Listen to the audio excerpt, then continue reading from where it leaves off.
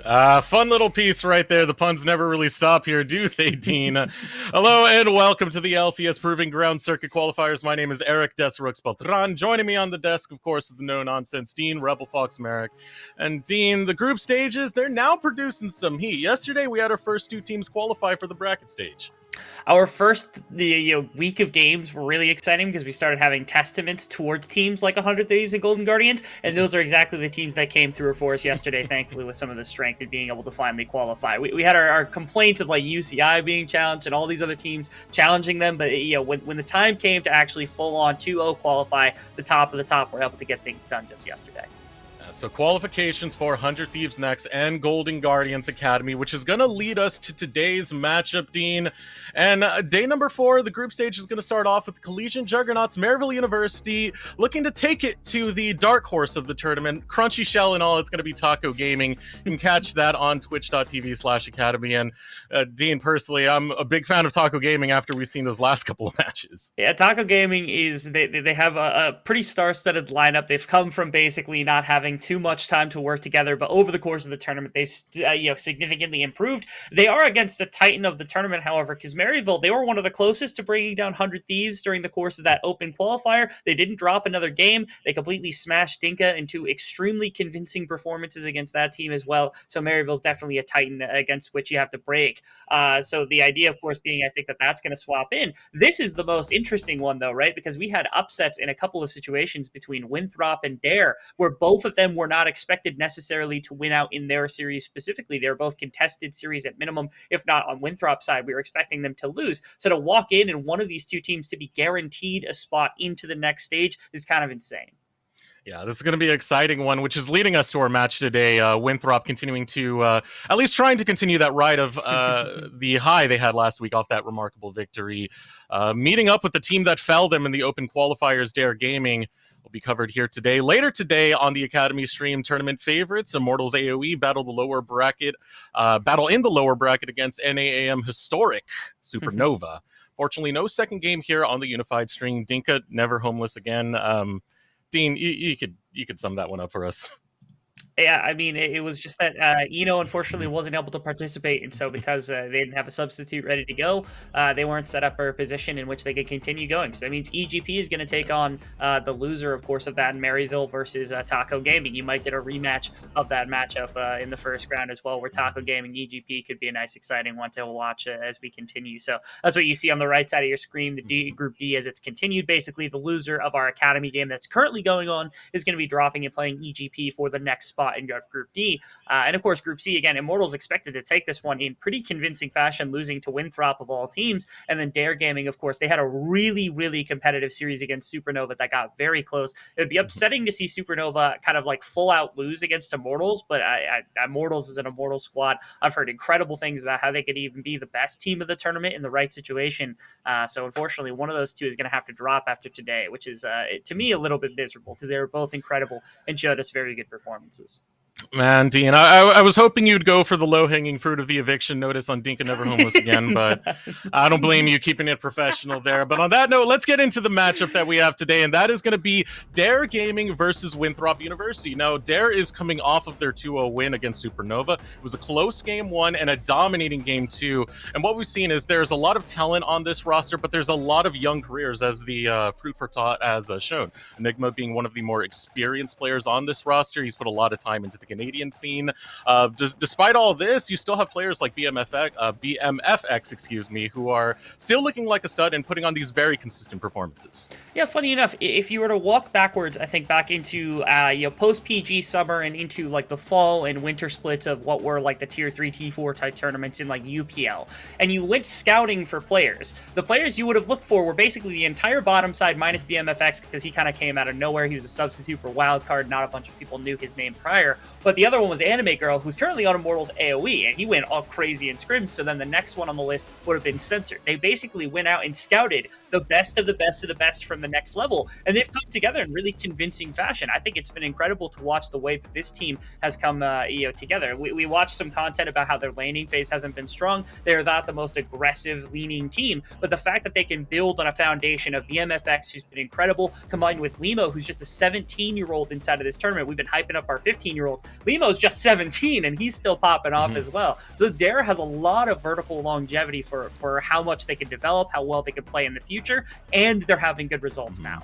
And then on the other side of the rift, Winthrop University. Now, too much gets talked about Winthrop's former roster. I'm the most guilty of bringing that up because I was a big fan of that roster. Well, this roster has shown that legacy does continue. That massive 2-1 upset against Immortals AoE was a pretty big start of the year. And though they're having some roster issues, you talked about it before, Frost Force dealing with COVID, Mordio having to step in, it's had little influence on the trajectory of this squad. So actually, it was Kenji who was dealing. He was stuck in Spain with COVID. Now he's back, was able to step back in the previous week. And how about a shout out to the homie Frost Force, who's on C9 Academy, filling in for Malice as he's trying to get into the country. Let's go Winthrop representation inside of Academy. But even better is who is supposed to replace Frost Force? Frost Force is like a god tier jungler inside of Collegiate, really talented jungler in a number of amateur teams. Mordio has stepped up to the plate. Havano has stepped up in the place of Doxa as well. I think the laning for these two in the earlier games sometimes gets a little quiet, gets a little sloppy for the side of Winthrop, kind of similar to their opponents in that regard, that the early game might be a little bit quiet for both sides. But as you break into the mid and later stages of the game, they really start to come alive. We talk about a number of different players, and we'll get into them over the future of what we talk about on broadcast. But I foresee a very exciting series between these two, where team fighting is the biggest aspect that they share. So we got to start breaking down these lane matches, because I know one of them you're kind of itching to get into. We get actually a lot of these we're kind of itching to get into. The one I want to start off with, though, is BMFX versus Vex, because both of these are hyper carries that bring quite a lot to their team. They're, as the Fruit for Thought said, BMFX bringing the most damage to his team, always bringing the pain there. And giving the grand scheme of things, BMFX, Supernova having the right idea to focus him down, but it shows that he can still play from behind. He still has great positioning. If left unchecked, it can suddenly become a Dare victory. It can be. I think that was most on display during open qualifiers, where the team leaned on BMFX in very rough situations to help carry them out of the later game fights. It's a very team fight oriented type team, and that means that they're going to be built around their aspects of damage, whether that's like a Vel'Koz in the mid lane, but oftentimes, the ADC is going to be able to fill that role, which is why BMFX, I think, has shined quite a bit, even though the rest of his team has put together a really good foundation for him. Setting up their team fights also has been really important, but BMFX knows how to take advantage when he's not getting punished. There have been some positional mistakes. There have been some times where he's caught pushing far too far and getting punished by somebody on the opposite team, which is the one concern. The person who doesn't do that is the one with perhaps the most veteran experience of just about anybody inside of this tournament, or at least inside of this game, which is Vex on the opposite ADC role. He fulfills a very similar role, but he's incredibly safe with his positioning. Doesn't take very aggressive stances in the laning phase, will pick up as much farm as possible and scale into that late game alongside BMFX. All right, we are ready to get into draft. Dare versus Winthrop University. Winner of this will be first in their groups and head over to the bracket stage. Loser of this will have to face off one more game. I do want to check up who is going to be the next up in that list. Who's still inside of that bracket. That is going to be the winner of Immortals AoE versus Supernova. That's right, which is the second game over on Academy today. So we don't have a second game, so when you're done watching us go off on this game and seeing who gets to go into the tournament, you should check out that, because that's going to determine who the loser of this series is going to be playing for another spot as well. Right. I'm very curious about the top side of the map when it comes to Limo Censored versus Mabud and Mordio, because Mordio has a very interesting playstyle, to say the least. He has a lot of early presence. He plays both gank heavy and farm heavy at the same time.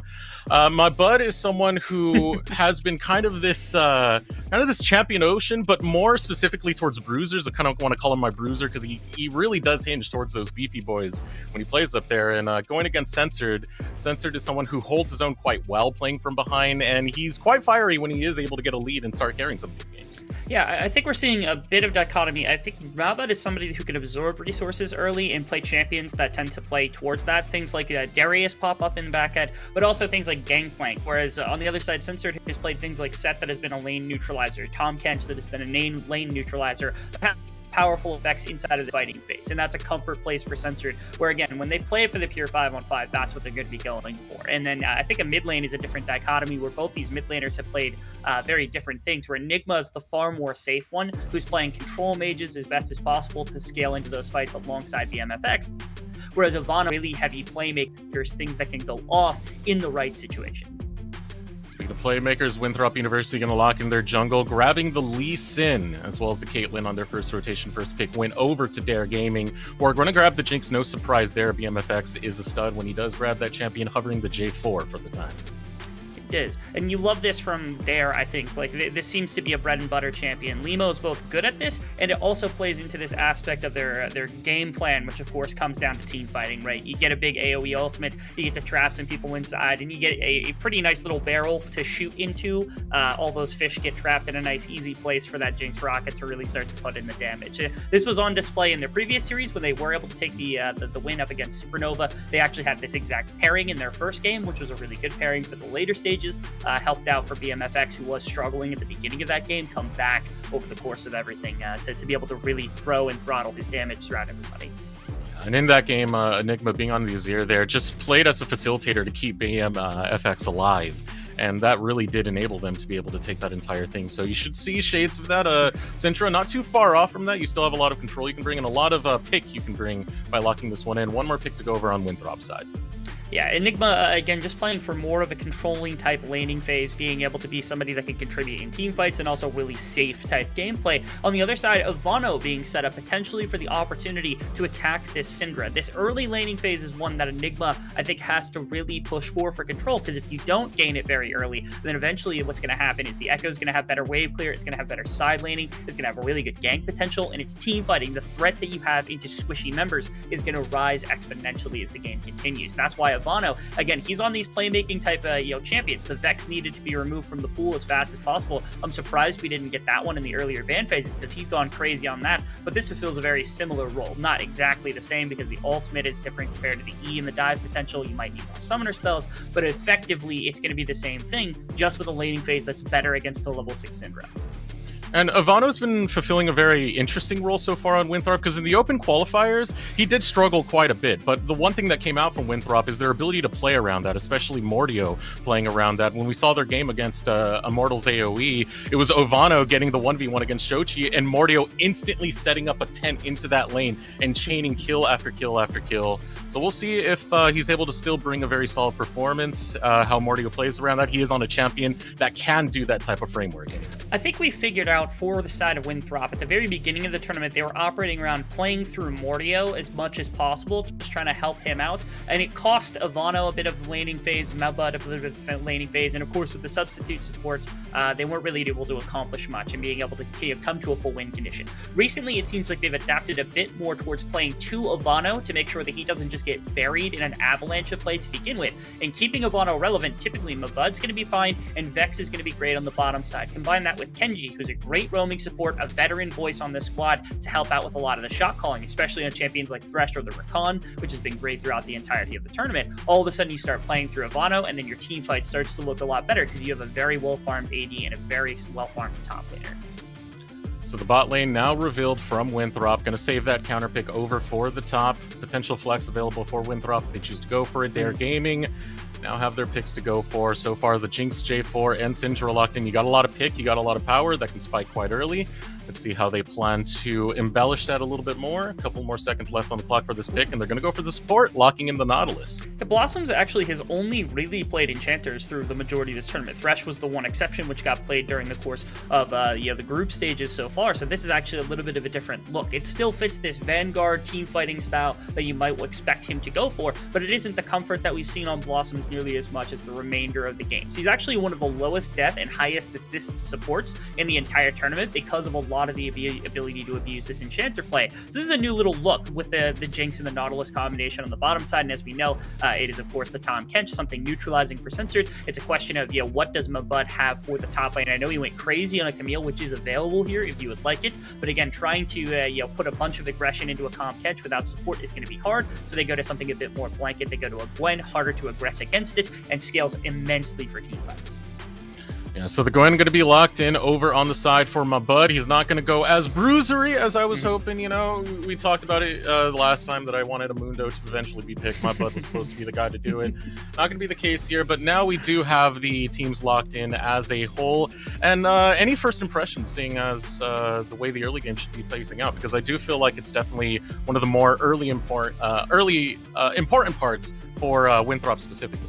So standard play here, I'm actually looking at like top lane should be something that's helpful for like Tom Kent should be fine in the top side. Mid lane is something that Syndra should be able to abuse. I want to expect Limo to actually help play towards Enigma to begin with to make sure that the Echo never really gets off the initial footing of being down as like a melee champion into a ranged champion prior to level 6 when that ultimate interaction goes in his favor. And then bottom lane, Jinx is actually good into Caitlyn most of the time because she just has better wave clear. And now a Nautilus also is a little bit harder. It's a champion that you have to catch by pretty significant surprise by a Rakan in order to really get going. This to me feels like Mordio has to be active, which is against what we've really seen the grain of Mordio. He's played the Graves, he's played even like the Karthus as like a scaler, somebody who kind of is more about controlling some of the action rather than kind of forcing a bunch of his will upon the map. Maybe this is a different look from Winthrop, understanding they need to take a bit more action in the early game to shut down the team fight from there.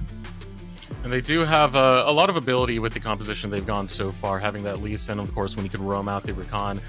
Looking over on their side, I love the engage potential that you have over here, both with the Tahm Kench, the Nautilus, the J4. You can really get into those fights and also really defend what you need to. There's a lot of flexibility in the way you want to play this comp into Winthrop. There really is. I also like the fact that, like, Censored, it could become a tank so tanky that there's not really a good way for Winthrop to handle it, right? Caitlyn isn't the best suited for bringing down tanks. Echo's really not suited for bringing down tanks. I guess one of your better options is that Gwen will help bridge some of the additional damage. It also, again, it plays into if Mordio wants to get active, top lane seems like another area where, like, you can try to punish a Tahm Kench in the earlier lane and get your Gwen going as fast as possible. But yeah, this is stock standard from there. This is exactly what we expected them to do. My one question is disengage. You've got a Nautilus, you've got a Syndra, you've got good ways, even like the Tahm Kench ultimate are all ways to shut down members like Ivano from diving into your team.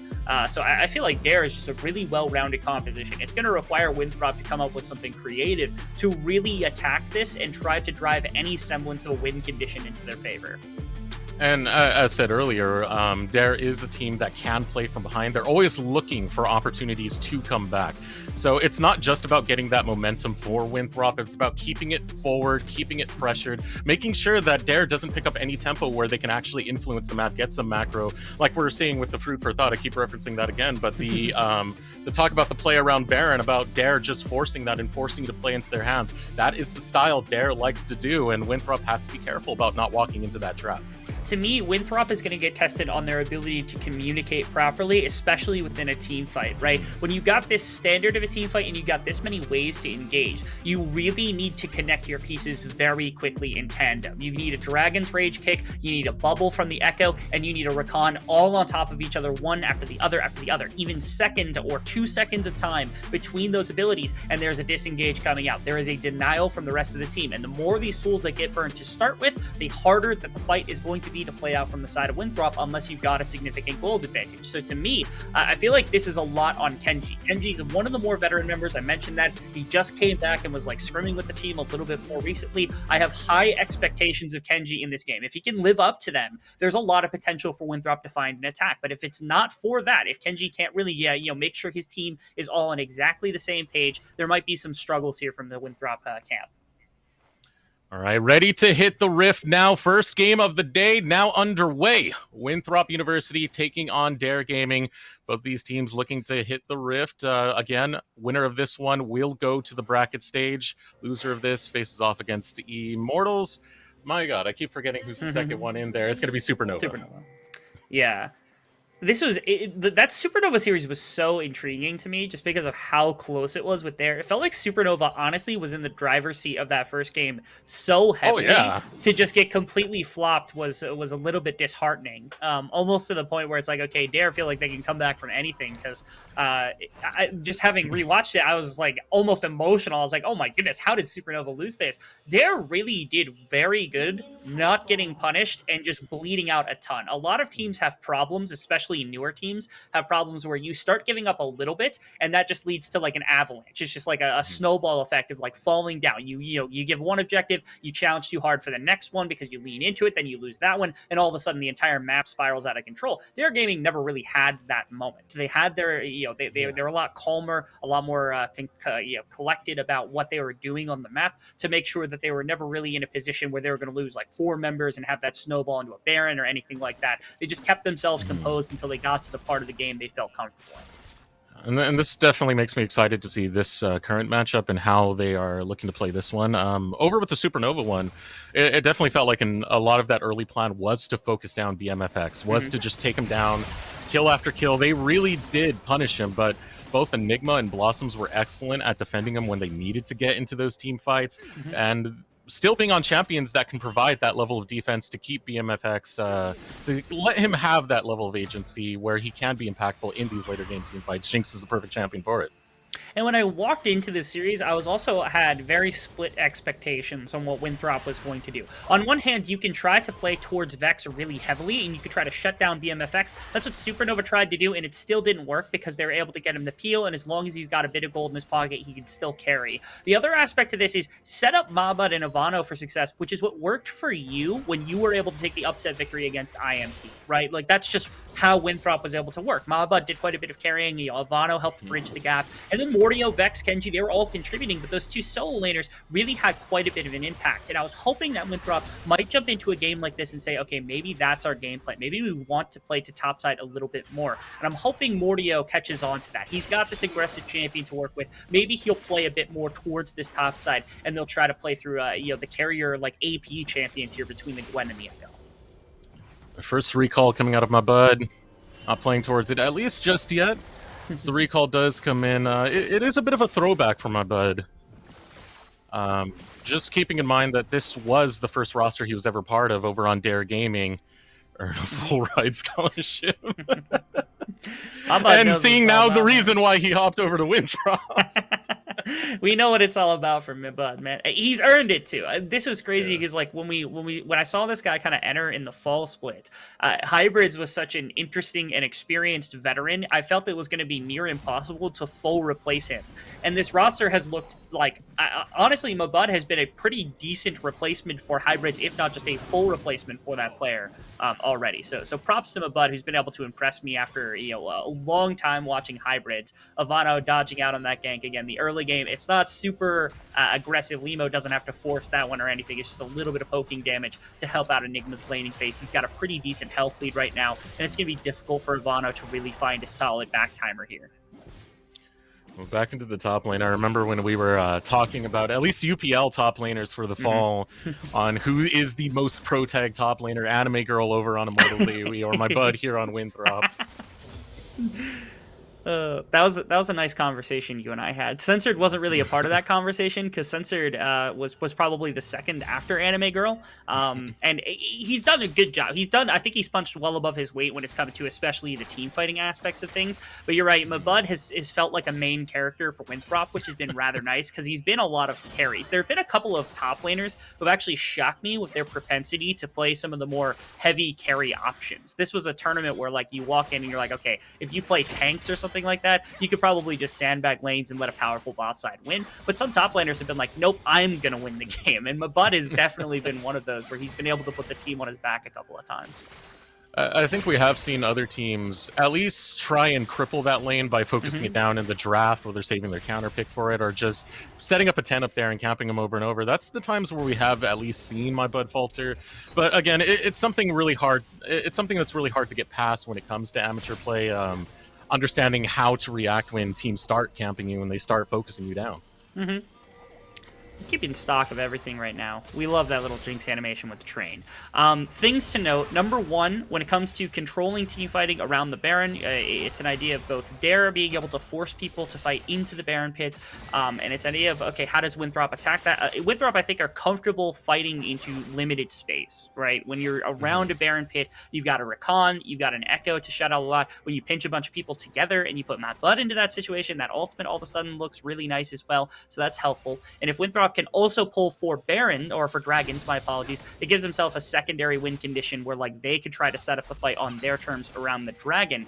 You definitely don't want to give that option to Dare, because again, when it came to Baron, they set up around Baron all the time for fights. So yeah, again and again, you don't want to give them a second way to set up their team fight if they've got it. Instead, they're going to use the power of this Vex in this this Rakan. They pushed out the bottom side off the back of the MFX, and they're going to snag the first Dragon. It's a really good play. I want to see them try to get Vex a good back here, because it could be problematic if they get shoved back in by the Jinx and the Nautilus, especially for like a Rift Herald timer here. Part of me wants to see Mordio stick around on the bottom side of the map, maybe make a play happen into BMFX and Blossom. Even if it gets nothing, all you need to do is help correct that wave so that Vex and Kenji can respond to a Rift Herald shift if that were to come through. And pretty solid right there. Faster to the punch, timing where Blossoms takes his recall, grabbing it right there. He's not able to get there in time. Priority going over to Winthrop, but now the response from Dare Gaming is going to be attempted gank over on this bot side. They're able to get the hook onto Kenji, but not in the area in time. Actually able to show up as the flag and drag goes off onto Kenji, knocks him down to about half health, but he's got mobility in his kit. He's able to slide on out. Yeah, it's a good play from Limo because he's doing the exact opposite of what I had suggested from Winthrop, where Mordio should have hovered on the bottom side to make sure either A, they can help correct their wave, or B, they can prevent something like this from happening if Limo happened to match their pathing. I don't know that they were tracking him or had information on where he was going to be until right now, where Mordio knows on the bottom side of the map there he is. They know how much CS he's got, so he comes up to punish by stealing the buff on the other side of the map. This is big for Mordio. So now, Censor's going to step into this. Echo actually has the potential to roam too. Mordio doesn't feel comfortable though. He's just going to bounce from this as much and just walk away, hoping to have snagged that without any interaction, especially with his top laner not there. They really just don't want a full collapse coming in from multiple members, because it probably would have ended up having more members there from Dare. But the thought was there from Mordio. I really like the prediction of being like, okay, because he was on bottom side, I'm going to go try to attack the top side. I think he probably could have smited and stolen that blue buff away if he wanted, but might be saving that cooldown to make sure if a Rift Herald play were to come through, they aren't going to lose that one outright. Yeah, and there's the potential for it right now, given that Limo's on this blue side of the map now, walking over towards the Rift Herald. Mordio waiting, just doing the leash for the time being, as Ivano waits in the brush, does have some vision, spots out where Enigma is. Kenji roams over as well. They are getting their bottom lane over towards the mid lane to try and defend Mordio while he goes for this Rift Herald. And Limo's not going to choose to challenge him right here. Early objectives going Winthrop's way. Very easily. And this was nice, because again, the bottom wave ended up being corrected and nobody was able to shift fast enough. It seemed like Dare were comfortable just walking into bottom lane a couple more times, and that led to Winthrop backing their bot lane and then redeploying now into the bottom side of the map. They only gave up the one turret plate so far, and thankfully I think Kenji's going to get back before anything else is lost. So that's a Rift Herald that will guarantee you 2 plates. If you don't lose a second one to the Jinx, you're going to feel very comfortable with how this play led from the side of Winthrop, because you were able to snag that objective off the map as well as the Dragon, and basically for effectively just the plates on bottom side that went to Jinx. So not much really lost for Winthrop here. Sitting pretty at the early stage of this game, being really focused onto the neutral objectives, able to grab that early Infernal, able to grab the early Rift Herald as well. Still seeing where he looks to pop it. He's been unable to find too much in terms of ganks. It's just been about map pressure from Mordio so far. For the most part, this is our expectation for this game, right? Like, we had, I think, the other game that went, like, what was it, like 14, 15 minutes without a kill? We were expecting it to maybe even go longer. We might get another iteration of that, Mr. Deserex. I feel almost bad that you're going to be bored for our first game and a second game, potentially, of the day, just because these two teams are teams that are more than willing to say, we'll farm for 25 minutes and then throw everything we have at one another. I gotta wait a while before the kitchen sink gets thrown out. Yeah, but then it's not just a kitchen sink; it's like a whole Home Depot department. Like it's the whole kit and caboodle, if you will, just thrown at each other, which will be amazing to hear, probably because you are an incredible caster yourself. But then your voice is going to be destroyed for game 2, because all of it's going to come out at once in one concentrated area. Oh, they're going to break it. Waiting for over the wall. Enigma having no clue what awaits him. Now getting closer. Here comes the flash, looking for the knockup. There's the Sonic Wave, resonating strike. The whole kitchen sink. Not yet the Home Depot. We still got 10 minutes before that happens, but it's going to result in first blood going over to Winthrop. We live in the worst timeline for Winthrop, too, because it's the Rakan that snags the kill. I love the setup, right? They're infringing upon the other jungler. They're not letting Limo kind of sit here and control things on his own. And Enigma gets spotted walking in. He's trying to stay out of vision on the bottom side, expecting that to be comfortable. It's a little curious to me, because like that's like Limo's on bottom side, but he's way out of position. You're really not safe on your bottom side of the map when you don't have vision there. Again, the worst timeline of Kenji getting the kill is a little bit miserable unless they buy like tier 2 boots and he starts really roaming because of it. Would have loved to see that kill, especially go on to Ivano, but like either Ivano or Lee Sin would have been preferable, just so that you can get somebody that like has dive threat into a lot of the carries before the laning phase ends, and all of a sudden you can start diving towers with it. And with that control, Winthrop can establish more vision control towards the dragon side of the map. We still got a couple seconds before Mountain does spawn. 5 seconds left on the clock, and trying to beat them to the punch is going to be Limo, looking to deny some of that. Let's go to over to Winthrop, so you have some strong vision established. BMFX going to be in the area, so is going to be Blossoms. Looking to jump in the mid lane is Ivano as he puts pressure onto Enigma, but leashing the dragon is going to be Dare. There's sharks in the water, though. You got to be very careful if you're Dare Gaming. Mordio waiting around the wings. Zap going to hit him on the backside.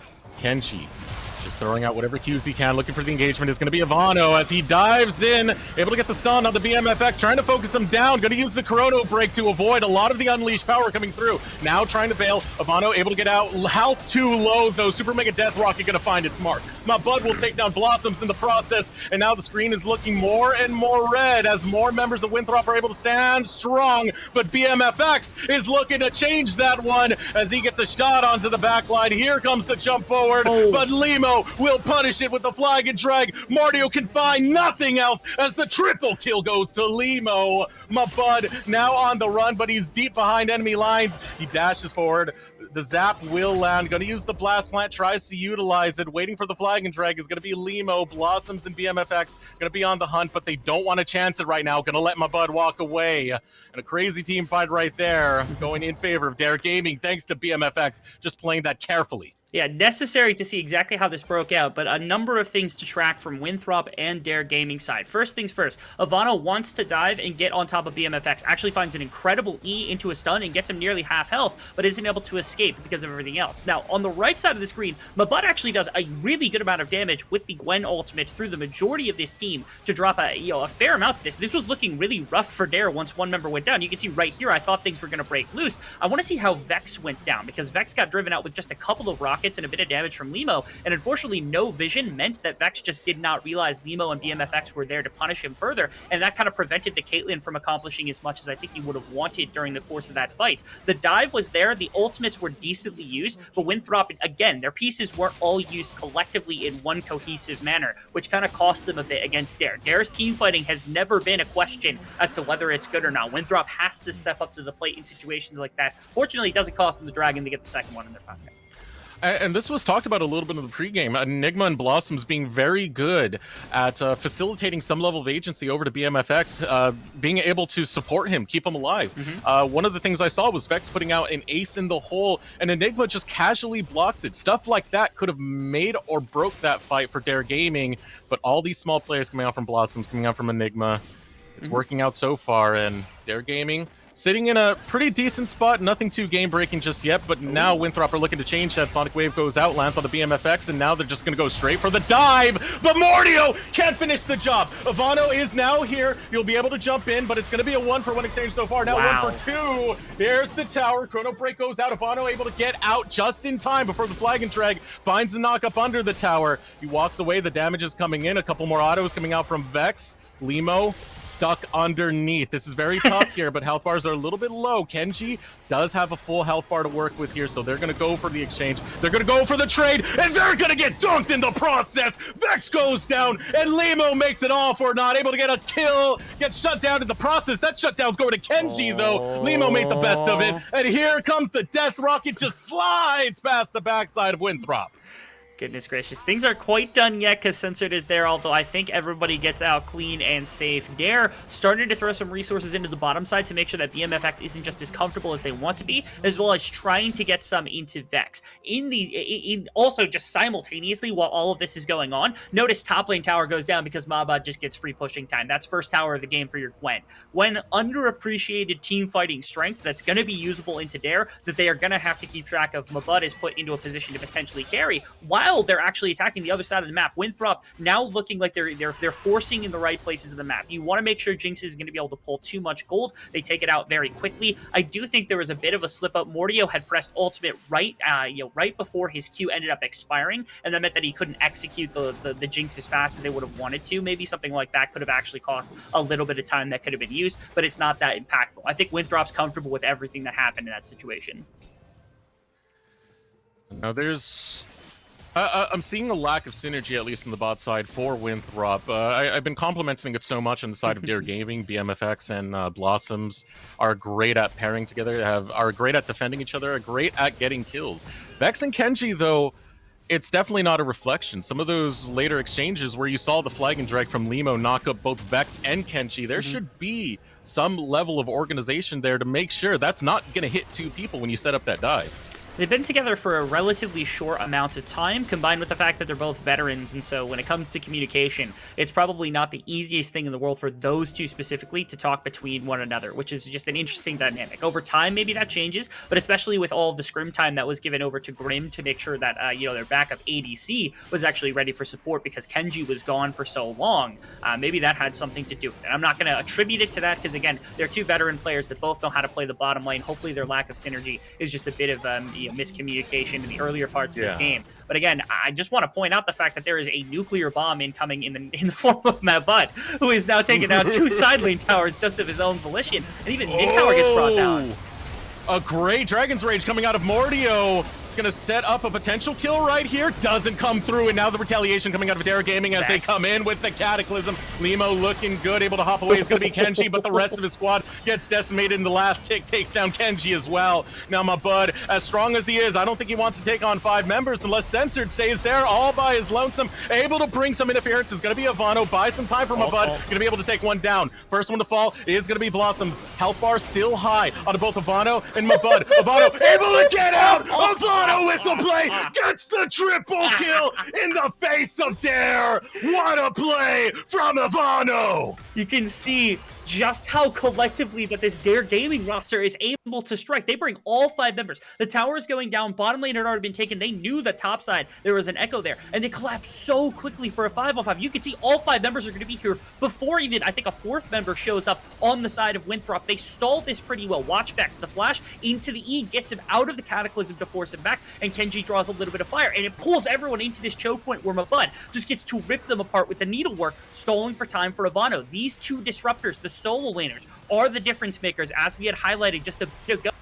Which of the Echo, with all these disengaged tools getting burnt, not finding the kill outright onto Ivano. He gets to continue to dive and dive and dive alongside Mabud. Their health bars were perfect for the majority of this, just tanked at the last second, able to sneak out somehow. But even if he goes down, Mabud cleans up that fight, and it's still positive for Winthrop. Their solo laners needed to show up. I knew it was going to be the case, and they are doing so today.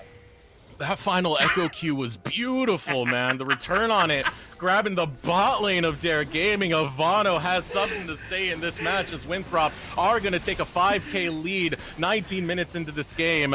It's a good start for them so far, but now the rotation is around Dragon. It's going to be Dare getting the first foot in. Again, these two, both of them have said that they want to earn role-wide scholarships, and they're earning them right now, even though this isn't necessarily competitive in terms of collegiate. 2 Dragons in their back pocket to fight. Ooh, Mordio goes deep, goes low immediately after going in, but look at the flank, Mabud, right on the flank of Dare, and now the pitch comes out. Mabud tears them apart. He's looking for more. Limo will fall as well, and Winthrop are in the driver's seat, baby, as they take the 3rd Drake in a commanding lead of this game number 1.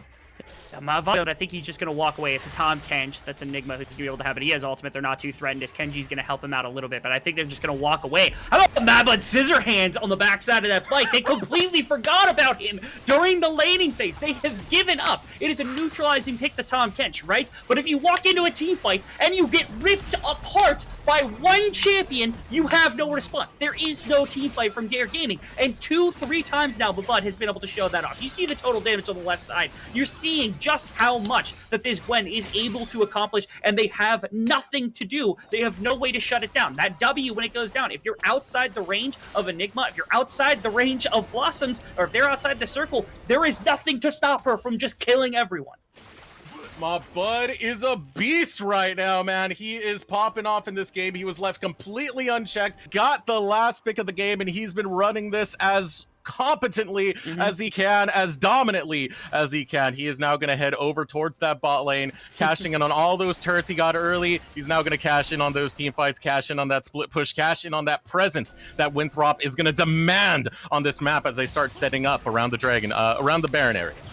And even better now, also, you talk about, the combination of Gwen with somebody else. Gwen, one of the best flanking champions in the game. If you get her into the right position, she can win an entire team 5-on-5. If you put too much attention towards Mapbud on this Gwen, just trying to make sure that she's peeled off, that there's no interaction against her for your team, you now threaten Ivano, who is on a 12-stack Magi's and probably has Lichbane with Proto Rocket Belt soon enough. That's an assassination onto Enigma or BMFX. And if you look at this team, there's two really big damage dealers and then a third damage dealer kind of in Limo, who's got like the Gore Drinker, but the damage is going to fall off from this point on. So if either Enigma or BMFX get eliminated from a fight by just Ivano's ability on Echo alone, the fight looks lost. Even without ultimates, like, things just fall to pieces if you don't want to have, especially BMFX, in the course of a team fight. And that is a perfect situation. Ivano played this perfectly as a Vex, and I want to see him do it masterfully on an Echo as well, because this is a legitimate threat now that Dare is going to have to respond to.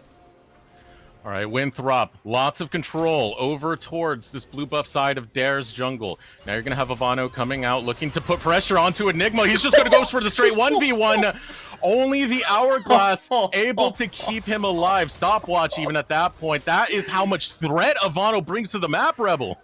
It truly does. Didn't have the flash readily available, because if you would have flash and rocket belted before that happened, that combo kills immediately against Enigma, and there is no response to it at all because the E just was not there, able to shut him back from the tower. And now also with the stopwatch gone, you have to wait for the full Xyonius to get completed, but that's a little more damage that you have to kind of dip away from. As Blossoms engage, Blossoms with the engage all the way on the back line. It's not going to mount for too much though. The counter engage good from Dare Gaming. Now Mabud going to take the duel against Censored, chipping away at his health. It is so easy for him, gets devoured in the process. Where you going? As he's still going to be able to take him down. It doesn't really matter. It's just all for naught right there, delaying the inevitable. But looking overall, Winthrop losing Kenji in that mid lane fight. It's going to be a 1-for-1 exchange. Apologies. I think I had called out Blossoms for that engage when it was actually Kenji who had made the engage on Rakan. That's just how much Blossoms played him. More than yet, though, he is poking away at this team, being an absolute nuisance. I just realized he baited me into saying it as well. No, I know. It was my bad completely. Because, like I say, he's played it twice in this tournament. He's all enchanters. And then Kenji's the one making the big engage. He's done it so many times. That's what we expect from Blossom. But it was Kenji who made this really aggressive move. It's set up with Ivano. They couldn't quite find the assassination that they wanted. And the big thing was, I think Censored was also able to deny Mabud from running up and really turning that into a full 5-on-5 that they wanted. But now you can see side lane has gone to pieces. I mean, Mabud is looking too strong to respond to from even the Tom Kench, which is that's a rough situation to find yourself in, where now you have losing side lanes between Ivano nearly solo killing the Syndra and Mabud literally solo killing Censored in your side lanes. Plus, if these connect on team fights, everything goes awry for the side of Dare. Ooh, looking for the collapse onto Ivano. He did have the chrono break, so was able to get back over the wall. No real danger, though. Given the state of the game, 24 minutes in, about a 10k lead going over to Winthrop, Dare Gaming can still be dangerous. Dare Gaming can still bring something. This is what we saw in that game number 1 versus Supernova, where they pretty much floundered for the entirety of it, found one team fight and took a victory off that one. Winthrop can't disrespect that, because we still see that they are bringing fights if they have the opportunity to. Few opportunities left in there, though. Winthrop keep putting the pressure as they surround Dare Gaming, looking for any misstep to find and engage. Importantly, keep your eye on Winthrop, where like the bottom and the top lane are both pushed in, because they're preparing side waves for some of the win conditions like Baron and like the Dragon. They're going to pick up the Soul here. And what's important about this is that the composition specifically, they do a lot worse when their ultimates accomplish nothing, right? So this is going to be big because it helps you, set up these ultimates with the movement speed. It's not quite like the ultimate cooldown reduction like it was before. Kenji having to run away from Nemo. But I mean, they tried to pull this Baron play. This is what they're kind of famous for. They understand it's getting taken at the same time. But now with this movement speed, it's going to help Kenji get in position for ultimates. It's going to help for like Ivano and Maba to situate themselves into a great place in the backline. All of a sudden, Winthrop looks more scary with this Cloud Break, and they're the ones starting up the Baron. And Kenji's got an amazing flank angle. Kenji on the flank is able to find it, gets the knockups. Here comes the Cataclysm, able to create some room, able to create some zone, but it's too far, too late, because Mordio and Ivano have gone deep. A triple kill, and all of Dare Gaming falls straight to the crowd, straight to the respawn, as Winthrop take this game and smash Dare Gaming's face into it. They're going to grab the Baron. Where did they go, Tesseracts? They just disappeared off the map. You can see, again, the Baron setups there. Dare is like, they want this 5-on-5. That's all that they set up for. Winthrop, once they take the Dragon, they're able to move into the river. They've got the vision. They've got the flank angle from Kenji. And there's no vision here, really, to move back to. They just had to walk away, or they had to really group together all in one kind of very, very specific place. Enigma still didn't catch Kenji. And I want to see what happened, because, again, this team eviscerated, but Winthrop playing exactly as I wanted them to. Look how quickly they put together all of the pieces of this composition. Everybody in one tandem movement go in all over the place. 2 divers onto Enigma in the backline. BMFX died on the initial engagement. The hilarious trap that ends up executing Limo that I didn't even notice. That was the reason he stopped in place. Everybody was dead within like 5 seconds, Eric. I just like... That's exactly what Winthrop needed to be doing. It was so shocking. This is a team that lost to Dare earlier in the tournament, but you can see their composition. They knew how to play it from minute 1, and they've been playing it to perfection. Oh, and here comes that little Fnatic bait push. They're going to find Kenji, be able to take him down. It's going to be 1 member down. It's a little bit of relief on the pressure, but there's nothing they can really grab. There's nothing they can really do on the map with this reprieve.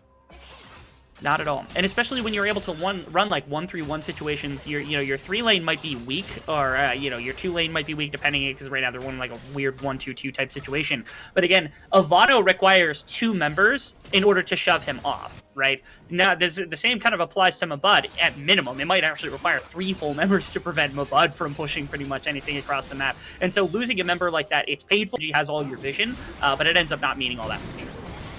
Here comes the Cataclysm going right after Limo. Limo, bad choice to go for the engage there. He is going to fall. Mordio takes him down, and now the rest of Winthrop looking to dive deep as they take member after member. The rest of Dare, the only thing that really remains there is going to be Enigma. Ace in the hole's not even going to land by the time he goes down. Dead before that bullet lands. It's a double kill going over to Ivano, and it's a base in shambles for Dare Gaming. Game number 1 with authority belongs to Winthrop University. What an incredible setup here from Winthrop University. To me, again, this composition was very well-rounded, and it was exactly the way that Dare wanted to play the game. But they gave up their solo lanes way too quickly. Ivano had some nice roams and things in the beginning of the game, but Mabud, for the most part, just generated an advantage in the one-on-one with the tower takes and things like that, and won team fights in the mid-game for his team. If things had gone a little bit differently, and they had put a bit of resource, made sure that Tom Kench was able to keep the Gwen under wraps for the most part, that game might have looked a lot different in terms of the team fights, but just because the Gwen popped off and started going crazy, finding assassinations, you snowball that into Gwen and Echo both being able to assassinate on the back line. And again, to me, it was the calls from Winthrop being able to put all of the pieces of their ultimates together in one fell swoop to prevent the other team from having like this elongated fight that Dare has been known for over time. Props to Winthrop changing up the play style they had in open qualifiers and coming out with a vicious game number 1. Yeah, I had my worries when I saw Vex and Kenji falling a little bit too early, having their missteps there, but it was just thrown away right away when Ivano and Mordio decided to, not even Ivano, Mordio, you got to keep including my bud after I saw that Gwen. It's kind of easy to forget about him because he was on the island just getting his kills here, they're taking towers here and there, but when he made his presence felt, he definitely made his presence felt. The big one out of that pops out to me is Ivana. He's been performing so much better than what we saw in the open qualifiers. This is the Ivano we were hoping to see, and this is the Ivano that's really helping Winthrop boom so much, be this underdog, be this dark horse in this tournament thus far. It's definitely a joy to see as Winthrop take game number 1. Yeah, it's been great. I think Ivana, when I casted the first game of open qualifiers for Glaive Esports, which is who they actually lost to in the first round, he got low-key clowned in the side lanes on a Jace pick. It was really tough to watch because we knew how strong that Ivana was. But in games like this, where he's able to step up, he's been able to kind of come up to the plate much better. You can see the impact he's got. He out-damaged, Wow. even though he is a melee champion against the Syndra. You can see the kind of difference that Mabud made in that game, nearly doubling the damage of pretty much anybody on the side of Dare. Just incredible stuff. I love that Winthrop was able to play through their solo laners a lot more and didn't have to worry about bottom side. Vex is an absolute sponge and was never going to break. He's been don't break type bot laner, and it makes it difficult to try to set BMFX up for success. It's a question now of game two. Dare, balls in their court. Are you going to try to get Enigma? Are you going to try to get censored into winning situations? Or are you going to double down and really try to force into BMFX and force Vex into a bad position, something he hasn't done for a very long time? Well, we're going to have to see as we get ready for game number 2. But before we head out, we got to give a quick thank you to one of our sponsors, and that's going to be Skulls. Are you looking to upgrade your gamer gear? Look no further. Start your 2022 off right with official unified esports merchandise brought to you by Skulls. Hoodies, joggers, jerseys, armbands, and a lot more coming soon. You have the skill, now get the swag. Skulls.com/collections/unified has everything you need. Gear up, game on, Skulls. We're going to throw it to a quick break. When we return, we'll continue this series of Dare Gaming versus Winthrop University.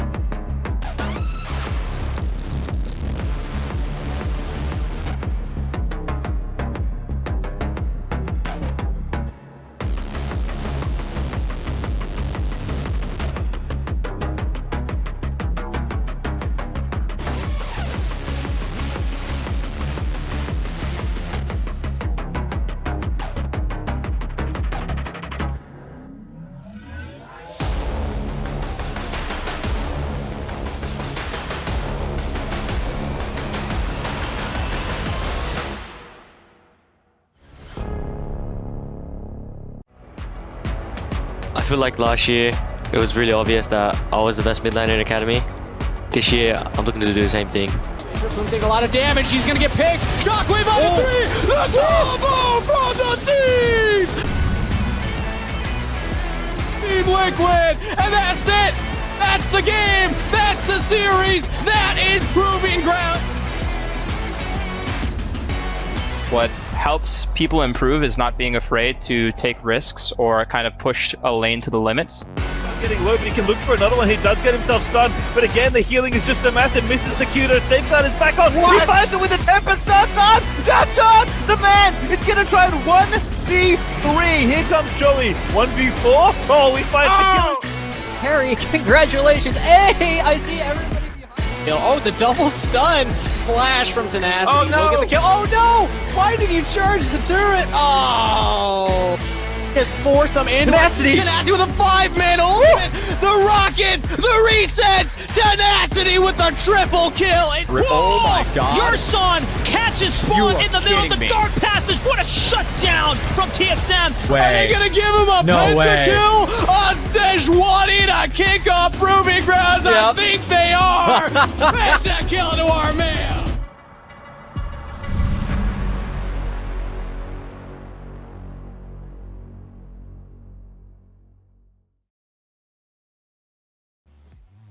Welcome back, everyone, to the LCS Proving Ground Circuit Qualifiers. This matchup between Dare Gaming and Winthrop University. Game 1 already done. Winthrop able to take it. They're continuing that momentum, Rebel. They are hungry.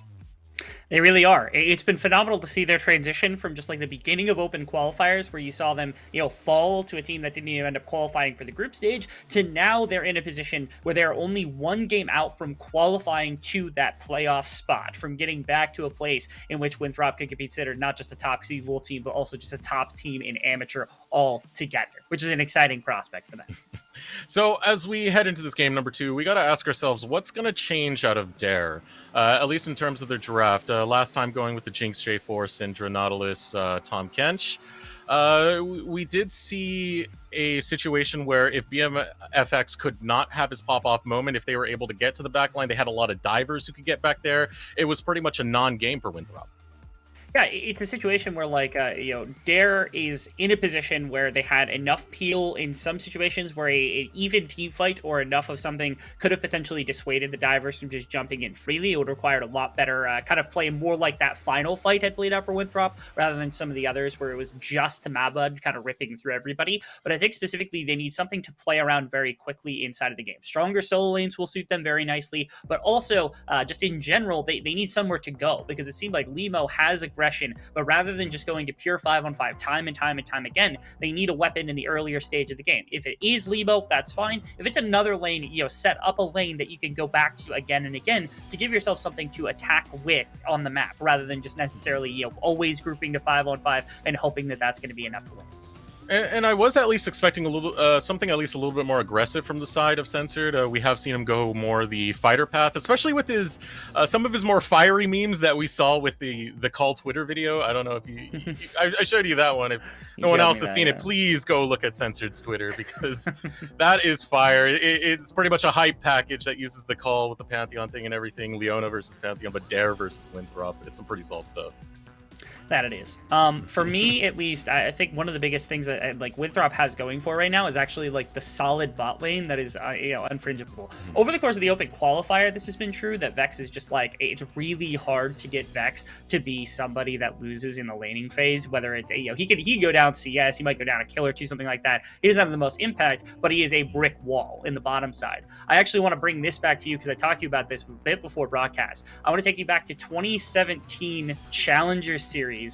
If you remember back in that day, back when Team Gate was actually a thing. This was my first ever recorded broadcast ever. Was I was covering those things, practicing a little bit back at that time, and they were the first team I had ever covered because it was the first game of the entire split. And I remember watching their team like Strumpus about Odd Orange, Alorum, all three of them on that team, and Vex was the big one. To me, Vex was one of the highest performing members on that team, and he was a stonewall back then too. This is a person in BMFX who has jumped into the scene with very limited experience in terms of competitive play, who is playing against somebody who has built up a brick wall for literally 5 years on the bottom side. They are going to need a lot more than a jackhammer in a game like this to try to get through something like that.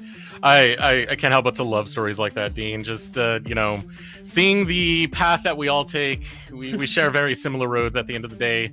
But game 2 now ready to go as the draft is now underway. Winthrop University versus Dare Gaming. Banned so far: Heckram, Corky, Victor removed off the map. Gangplank and Action. I always want to say Rakan for a second, but it's Action. So throw that one more ban to come out from Dare Gaming. I wonder if they just go for the Gwen ban here to make sure that Mbud's not going to get anything that he can really go crazy on. After that last game, they probably have to be a little bit scared of it. But it's a curiosity. Now that they have red side, of course, they've got the counter pick potentially for Censored on the top side or Enigma in the mid lane. And they've been willing to go they tend to be a little bit more crazy in the mid lane than the top lane. And they really are just terrified of it. They're going to triple ban the top laner here, making sure Mbud's not going to have anything. But now you've given Kenji one of his better champions in the Lulu. He was incredible on this during the open qualifier. I'm assuming that has not changed in the last couple of weeks. You banned 3 champions, but you still got 150 more to go if you're banning out Mbud. Next lock-in comes in. It's going to be for Dare Gaming. They're going to grab the Jinx. Once again, trying to get BMFX onto that one. And for good reason. He's definitely very proficient at it. You just need to solve the problem that we had from game number 1, which is how do we protect him and how do we get him going? And now you got like Xin Zhao, so I think this might indicate perhaps a similar attacking thing from Jarvan, hopefully with a bit more a bit more of a mid-game spike, I suppose, when it comes to just attacking the other jungler and finding ways in lanes. It also might indicate again an Orianna from Enigma, or even it's difficult to say. You're always going to see a mage. I've been voting mostly for Vel'Koz over the course of the series just because I love the champion, and Enigma's played it twice already. But that doesn't seem like a champion that's going to synergize super well with somebody that knocks everybody away. So more likely to maybe go on the other side. This is another treat. I was actually referencing this just again. The first game, 2017 Challenger Series Team Gate. What champion was it? It was Ezreal.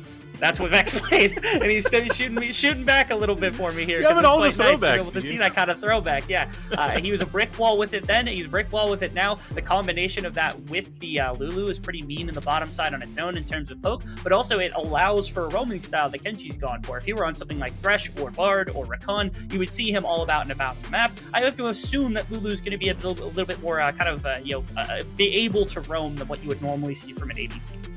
Ooh, is that a lock-in? That is a lock-in. Nice. This is something we've been waiting for a while. Mordio, this is one of his bread and butter champions. Mm-hmm. It's an exciting thing to see his Kha'Zix get locked in. He did play that in the last series as well. So against Immortals AoE, he did get a dub on it, also a loss on it, 1-for-1 each. But he's ready to break it right now. But yeah, this is a very exciting champion to see get locked. I think he blinded this too at one point during the course of this tournament. That's how confident he is. It's one of his more kind of iconic champions alongside the Karthus jungle, and he loves it into champions like this Xin Zhao that actually play really aggressively into the opposing jungler, because it's hard to find a bunch of one-on-one pressure against the Kha'Zix because of how much kill threat that the champion has when you are isolated, which is what prevents everything from coming through. So that's quite nice. It also, again, it fits into the role of an assassin, which is like, it's no longer Ivano who's going to be doing that. Now it's going to be Mordio who steps into that role, who again, he's shown the proficiency to be a carry for the team. The Graves performance I remember specifically was one where he put the team on his back in the mid game to get them to a later stage where they could actually end up taking the full series against the side of IMT, getting into the point where Kenji was able to get that amazing Baron steal. A lot of that was off the back of Mordio being able to help lift the team. So here on a champion that he's going to be comfortable to do that once again. And just from this draft so far, at least on both sides of the map, this is a very exciting game, just waiting to happen. There's a lot of skirmishing. There's a lot of fighting that's going to go on early, especially when we get the side lane control out of Camille, how that is going to be responded to, the early ganks that come out of Xin Zhao, get excited with Jinx. And then you look at Winthrop's side of things, even with the Ezreal able to play safe, get the skill shots from a distance. But more importantly, Mordio on Kha'Zix, able to dive deep and get that damage in. He is not shy when he's on that Kha'Zix. He will go for those assassinations. Yeah, ever since Cyber stepped out of Amateur last year, I've been waiting for another really good Kha'Zix player, and Mordio appears to be stepping into the Kha'Zix role, which is rather nice.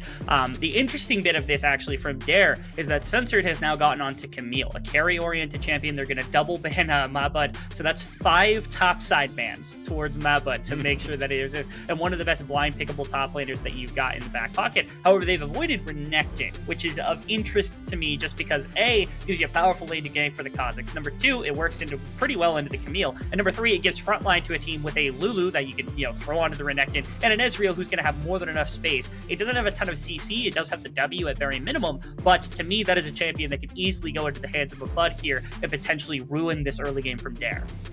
All right, Soraka gonna get locked in on the side of Dare. Now, Blossoms does like going for some of those Enchanter support sometimes during the open qualifiers.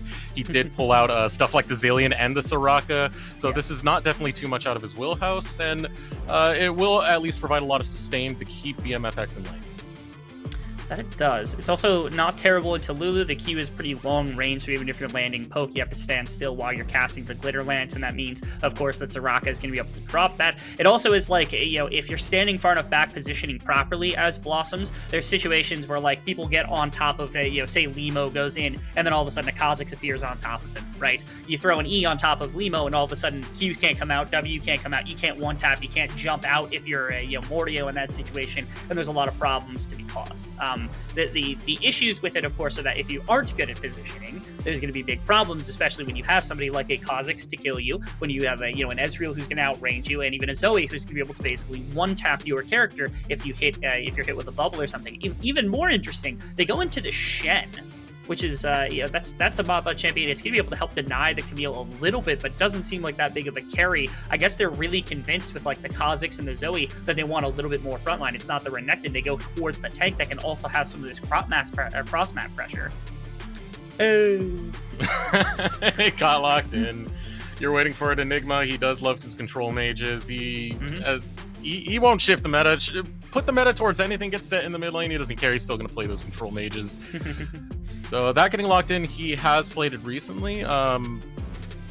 As recent as the last matchup that Dare had, if I remember correctly. So yes. Yeah, pretty sure he went 1-1 and 11, so just all ones across the board for Enigma in his most recent game.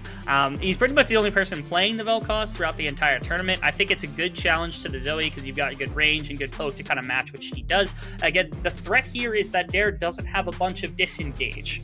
They've got like the Xin Zhao ultimate, but aside from that, I mean, there's nothing preventing Mordio from jumping in, assassinating Vel'Koz or Soraka or Jinx or something like that, and continuing that train by just jumping around, right? Which is my one concern with Dare's composition. Now, if they do find themselves in a position where they get to walk into a river and they're not walking into a complete death trap, all of a sudden their control around fights, their AoE damage, it's enormous, and a Soraka ultimate is going to go huge inside of the fights to be able to work with to keep themselves alive. The poke damage is just going to be way too much. You're not going to be able to beat out a team that's sieging when it's got a Vel'Koz, a Jinx, and a Soraka on it. Now, looking at this as a whole, what I see personally when I look at Dare Gaming's composition is I see a lot of volatility in the way that the game can play out. If they do start falling behind early, Camille is a champion that doesn't take well once she starts having a deficit. I can't say too much about Vel'Koz. You can go over to, the cows cry home for that one. Over on the side of BMFX, we've already talked about the Jinx a lot, trying to keep that alive. There's not too much to really peel off of that Jinx, as you were saying just a second ago. If Dare chooses to opt for an engage into Winthrop, it is a very challenging engage to have to pull off. There's a lot of tools you have to get through. Not even just starting with the Lulu, but, the arcane shifts away, and the fact that Mabud's going to be there trying to taunt anyone off who gets onto those carries.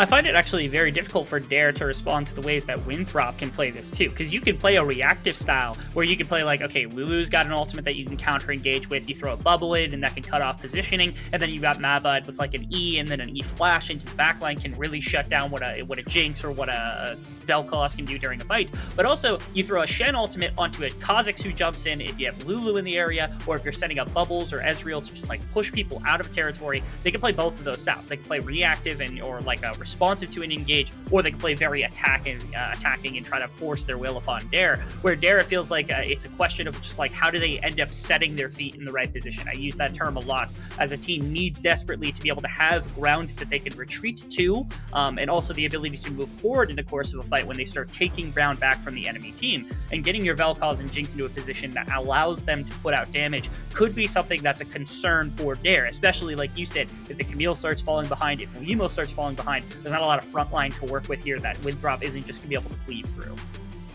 But if they do get a lead, it is a composition that can do a lot of damage, especially if you're getting engaged into. If you can provide a lot of protection over to Enigma on this Vel'Koz, Disintegration Ray does a lot in team fights in the right situations, especially if you can get them in those choke points. You're able to just funnel them up together. It can work well, but there's a lot of tools that at least are trying to prevent that from happening if you can get deep. This shouldn't be a composition where Winthrop are too together all the time. They are going to play a little bit more split in this one, but the potential is definitely there over on the side of Enigma. The one benefit I think they have in this game is that Winthrop, like last game, they have to be very communicative with how their game plays out. They have to be very perfect with, we are engaging now. We are turning now. Because if they aren't, then all of a sudden you start getting damage in from Enigma, from BMFX. And again, these moments between how do you stop a Vel'Koz from pressing Disintegration Ray and ripping through most of, if not all of the health bar of 2-3 members? How do you stop BMFX from just running forward into your team with rockets? Because you yourselves don't have anything except for the turning capabilities of like the Lulu and the Shen. Those are the two things that you have. And if those tools are burnt, like all of a sudden you're challenging a team with Soraka behind it, and it gets a little tumultuous. So for me, Winthrop, again, they give themselves a composition that's not super easy to play. They were able to execute it last time. Now Dare are in a situation where like they have to hope beyond hope that they can punish mistakes from Winthrop, because if those miscommunications are there, that's where their composition really is going to come together. Yeah, is that going to be a thing though? Is that going to be the game plan for Dare, just focusing on the mistakes? Because I don't see too many places where Limo can try to play from, at least in the early game, to try and get Dare Gaming a lead, to try and stifle anything Winthrop can do in the early game. I feel like you have to get kind of creative to be able to stifle Winthrop. The big benefit I think that you have on this composition from Dare is if you consider the early game, you don't have the best of setup really anywhere on the map. It's difficult to find a great ganking location, but what you do have in spades, especially on your bottom side, is wave clear. Wave clear is disgusting. You've got Vel'Koz in the mid lane who's going to be able to out wave clear the Zoe, especially before the first item mark, and then the Jinx, of course, has multiple ways of multi-target damage. You got Soraka even be able to drop Qs in the wave and be able to push that in. It should lead to dragon control pretty heavily in favor of Dare, unless Winthrop do something very significant about that. Like they have to, change the way they play the early game just to make sure that Dare doesn't ambiently have all this pressure on bottom side, where all of a sudden the Xin Zhao can start looking for mid and bot plays, and especially around the dragon. That's the big one to me. All right, so match point for Winthrop. One more win here gets them out of groups and into the bracket stage. Let's do or die. For the side of Dare Gaming, let us know in chat who you think is going to win. Let's begin to hit the rift. What a big win this would be for either team, right, Deserex? I mean, you talk about Winthrop, who they rebuilt their roster from that previous. You talked about how the old roster gets way too much attention and how the new one wants to make a name for themselves. This would be a pretty big statement. And Dare, on a similar footing, they're a bunch of players that haven't really had the most experience, haven't had a bunch of proving grounds time to work with. And so a victory here and a turnaround win to qualify them for playoffs, especially with the number 1 seed, it would put Dare in a position where all of a sudden all these players are like the next generation, where it's like, okay, we had last year's proving grounds players step in, now they're veterans. These are like the next people. These are new freshmen on the block that are looking to make the name, looking to kind of cement themselves as the next year's veterans and beyond.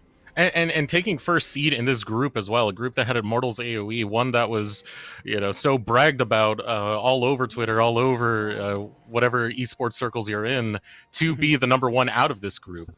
Seeing them fall early, seeing Winthrop be a part of that, and even for Dare being able to take down the person who took down Immortals AoE, regardless of how this turns out, it still is a feel-good moment for either of these teams to be in that winners finals, quote unquote, for the group stage. let me put it like this: everybody in this game has already made enough of a name for themselves to be considered as like a, they've got their own aspects of how this is going to continue towards our next qualifier, towards proving grounds this split, or even into the summer, right? Like every single player has made names on certain champions, certain games, things like that, done very, very incredible stuff in a number of situations, which is why like both these teams have accomplished a fair amount. I don't think either team were expecting themselves to even get to where they are right now. I feel like there was even a possibility that both these teams were sitting in the opposite position where the loser was kicked out of this tournament. So to get yourself into a position where they're both competing for the number 1 slot, especially like right now, I think it's humongous, and both of them are very proud and should be of where they've gotten so far. They're not done by any standard, don't get me wrong, but I think both of them are very happy with what they've done so far in the tournament, and they can build on that success for next time. Getting into the game now. Red side start coming out of Mordio, going to be a blue side start coming out of Limo. You always got to watch that early pathing coming out of Mordio. We did talk about it a lot. He does love to power farm, but he also loves to power gank, and Kha'Zix is his bread and butter champion. We are definitely hyped to see him onto this champion and what he can bring to the Rift. You know what's even funnier? Like, I just want to mention this one last time. It's probably the last callback that we'll have to this. Oh, man. The meta at the time of that 2017 game I keep referencing was Rek'Sai and Kha'Zix as two of the biggest champions. There was actually a Kha'Zix. It was on the other team, not the one that Vex was playing on, but there was a Kha'Zix in that game, which is a little bit... that's just a little footnote. Sorry, it was worth mentioning. Ooh, trip down memory lane and lots of pain for Mordio as he invades onto Limo. Will be able to get the steal, and is he going for more Rebel? He's peeking around that corner. He's taking a close look. He sees Dinner just waiting, and I'm not talking about the team over in the Pixel Brush, but not willing to go for anymore. Just going to steal away a couple of Raptors. Be happy with that. Really incredible stuff. Ooh. What happened on this bottom side? Goodness gracious. Oh my goodness. Yeah, it looks like level 3 was accomplished very quickly from Winthrop, somehow getting priority over the bottom lane. I think it was a lot on Kenji there. Props to him. Again, perhaps the most veteran member, at least on Winthrop's side, if not just like the most veteran player on the team alongside Vex. Knowing the fact that hitting that level 3 breakpoint, being able to force into Soraka like that, is going to win them better pushing on the bottom side. It opens up for the Kha'Zix to come back to bot lane, take a little bit there, and then maybe even set up for a play on the bottom side. But good on him being able to punish the health bars of BMFX and Blossoms before anything came back on the opposite side. Yeah, and you're calling it right now. The idea focused on the bot side, but on the top side, it's going to be first blood. My bud gets the 1v1 before Limo can even run the interference.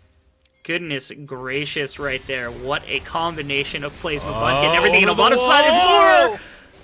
Vex coming in, able to get the kill on the back of Mordio's gank, and the dive works out. It's a beautiful start for Winthrop. Incredible stuff from the bottom lane. We're going to get a look at the top lane play once again, as this is Mabud flexing on the Shen. Champion is a mean champion in the earlier stages of the game. The taunt, the Qs, and trades back and forth. The Ignite went down as well, as Mabud just gets the 1-for-1 kill right there. Incredible. Even flashing just to make sure Limo can't hit him or deny him whatsoever. And back to bottom side again. This bottom side play that was generated off the back of the pushing power. The health is still low because Blossoms isn't able to walk too far up, and that's Mordio coming from a great angle on the back, and Vex being able to land enough damage alongside the Glitter Lance to find the last bit that was necessary on bottom side. It was supposed to be the Dare's bottom lane with what they were playing to in a game like this. They drafted some different lanes for mid and for top, but it was incredible to see that Winthrop play towards their bottom side. They get the Ezreal 2 kills to start with. They're off on a great foot. It's a confident play coming out of Mordio. You can see that confidence in our question of the day as well. Oh, beautiful stuff to see go through. It's definitely a smart play. It's why we got hyped up when we saw him on this champion. But now the focus is towards the top side. My bud was able to get that 1v1 earlier, which feels great for him. Now looking to take a recall is going to be censored on top of a ward. My bud unable to stop the recall in time. I don't think he really cared if he did or not, but so overall, Winthrop off to a good start 5 minutes into this game. Yeah, you're feeling great because the Shen really isn't meant to be too heavily of a laning pick for the most part. It's supposed to just be something that helps to neutralize the Camille. It's hard for the Camille to really fight even into the side laning portions of this game. And then, of course, its team fighting is really good. You've got to engage, you've got like the W to deny a bunch of auto attack damage from DMFX, and then, of course, you have the cross map of the ultimates. Mabud getting an extra kill is just kind of a cherry on top. And even better, this champion can roam still for plays on the bottom side. You want to talk about shenanigans getting shut out because the teleport teleport is not unleashed till 14 minutes. You know what is unleashed? Stand United. That happens no matter what the situation as soon as level 6 gets hit, which means we could still see shenanigans to the bottom side just because of the Shen's global ability. Or, however, Mordio will just start camping over towards that top side. True. You can see him kind of hovering over there. Not really sure if Censored's still in lane. But, no, just going to go for the invade now. I think he's looking for Limo. Very, very arrogant to go for this invade. You don't have a top laner there right now. You don't have a mid laner there right now as well. Mordio's all by his lonesome in here. That's it. That was some big brain right there. Just walked in a straight line, making the bet that Enigma would not pop that Q sooner than the edge. What a Chad. It's like, I don't know if you remember the broadcast where like Doublelift just like stood in place and waited for like a Jinx W, and then the casters were like, only a professional can stand still and have it be a technical dot. Well, that right there is a great example of what they're talking about. Here comes Mordio going deep on this dive past the towers. He has the backup of Kenji, who's not able to land the glitter lance. Here comes the battle star, Avano! Snipes Blossoms! Alvaro comes out of absolutely nowhere. You have to think the invade on the top side, alongside just the fact that they knew that Enigma had stepped out of lane. It bought enough time for Alvaro to move. Now Limo makes a response because he worked from the top side into trying to gank my butt. But this is a Shen. This isn't going to be super easy. This is a really hard dive to do. He gets the double touch under the tower. Ultimatum goes off. It's censored, goes down. Limo's getting hit by the tower as well. The TP not going through in the process, but that is a 1-for-1 trade. I think the TP was stopped. Well done by Enigma, because again, Limo would have certainly been executed by Avano right there as well, and there would have been basically nothing to accomplish. That would have been a 2-2, or like a 2-kill Zoe, a 2-kill Ezreal, and it would have been a completely failed dive on the top side. So there is that as well. This is the replay of that, what happened right here. Avano, I think he tries to step back. Maybe Enigma would have had to step into tower. That's the TP. Yeah, he's going to step up and use the tectonic shift and just stop that. Again, that would have been an amazing setup, because again, how do you dive a Shen as auto-attacking champions with a taunt and things like that? Well, first off, they kicked off by having Censored start to tank the tower, and then he just never lost aggro because he got taunted underneath the tower as well. Super difficult to pull off in a very clean fashion. The kill does go to Limo, who does survive the encounter, so maybe now Xin Zhao can attack the rest of the map, but altogether, Mabud absorbing a bunch of pressure, and everywhere else on the map, they're finding wins. I'm going to be honest, I'm not hearing my bud, I'm hearing Mad Lad, but I still agree with it. Mad Lad, that's true. Yeah, great start to him. 2-2-0 so far, handling pretty much the worst of what Dare has thrown at him and still getting kills at the end of the day. Now has his Tiamat completed, so going to have a lot of presence and shoving in those waves. Goodness gracious, we're on a 2K advantage for Winthrop, which is a solid start to the game. They've got, Mordio is now on like the serrated Dirk. It should be fast enough to take dragons and stuff. Their bottom side somehow is continuing to pushing pressure even into the Jinx and into the Soraka, which like was drafted as a response to the Lulu. Which is just a bit interesting to me that like this lane isn't working out nearly as much as they wanted. Blossoms will scale really well into the later stages as the Soraka slowly picks up items and gets those heals to ridiculous values. But again, this early laning phase probably not playing out exactly as they wanted it to. I mean, Vex, look at that. I mean, that was an EQ being landed on BMFX, and it weren't for the fact that the Q had landed by Blossoms, probably wouldn't have even been able to dub the W without losing too much health, and that would have meant that BMFX was sitting at half health before another Q was tagged. So it's not looking up right now for Dare Gaming. They still are this late game monster, right? We're not counting them out at any point before the end of the game, before the Nexus has actually been taken, because of this team fighting propensity they've shown. The hard thing, though, is this composition is not exactly the best at playing from behind. Limo looking to change the situation as he sets up for a gank over in the bot lane. True Shot Barrage goes out, only looking to clear the wave. Very nice. Vex does have Arcane Shift available, will not be in too much danger. Shifts away, gets a good chunk of chip damage onto Limo, who looks to turn it around, but the ultimate going to be used by Kenji in the process, and Limo goes low. Mordio nowhere near the area, so no counter gank to come up. Mordio's going to put his attention on the top side. And if I were Vex and Kenji, I would actually jump this wave a little bit, try to stop the back. If the respect is not given, okay, yeah, he's going to back really far back. And the reason for this is just because Rift Herald is a possibility. Shen, as soon as the wave is fixed, has the Tiamat, hopefully, to be able to correct that one. And now that the ultimate's available, it means really, kind of crazy that Mordio just gets to step into the opposing jungle for free. I was hoping they would go for a Rift Herald, but I see what the intention is, because if Limo does not pay attention to what's happening and steps into the jungle, things could go wrong. And he doesn't even realize Mordio's over there. Mordio over the wall, destroys Enigma. Easy gank, easy money, easy paper made as he's just going to hop away.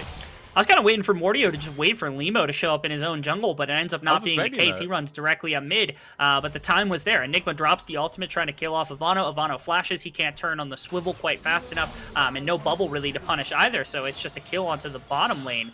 I was hoping this would also transition. I actually think eventually this works out for Dare better than anything because they don't lose the Rift Herald. If they had just gone to Rift Herald pit with like a Zoe pushing in the mid lane and Enigma's ultimate not accomplishing anything, then they grab the Rift Herald for basically free. That's 2 plates. That might be even a Shen broken out of the laning phase entirely. But instead it just ends up being the 1 kill. It does go over, I think, to Mordio as well. So that's a nice kill for the Kazakhs. But ultimately it's probably more palatable than giving away a Rift Herald for free. You do see the gears moving in Winthrop University's minds as they try and play and plan around where Limo's going. Now that he's cleared out the top side, they do have a deep control ward there, have some idea if he would have gone over towards those golems. They see nothing, they make the call. They do have some priority over on the top side, thanks to my bud holding down Censored. Kenji roams up, it's going to be an easy Rift Herald. Easy enough. Very, very nice. It's a little bit cleaner. I think Winthrop were in a position where, like, if they had forced onto the Rift Herald, they could have potentially pulled the attention of Limo right back out to the map, and it would have ended up being like a 3-for-2, but they don't want to give any options open for Dare to, like, get back into the game, either the Camille getting a kill or even, like, Enigma getting a couple of kills. So instead, they opted for, like, the counterplay of going into the enemy jungle, attacking there, maybe using, like, the ultimate from the Shen in a situation. They ended up not having to do any of it, because they get the kill in mid, they get the Rift Herald off the back of the roam from Kenji, and you can't really aggress against Vex in the bottom line. I told you, this is a stone wall. You're taking what is effectively a plastic toy hammer into a brick wall. It's not going to break. You need more powerful tools right now, and Limo is not that powerful of a tool. The MFX and Blossoms on a Jinx and a Soraka aren't really that powerful to break this down either. You're still trying, though. Limo hovering around that area. You're not going to get him. It's an Ezreal, and he's well aware of who's standing there. Or at least... Now here comes Shelly. Yeah, I was hoping maybe Enigma was actually roaming down to bot lane. We were going to see the 4-man time on the Vex. Just bring all 5. Just bring all 5 and dive the spawn to get Vex. That's the only way you're going to find him.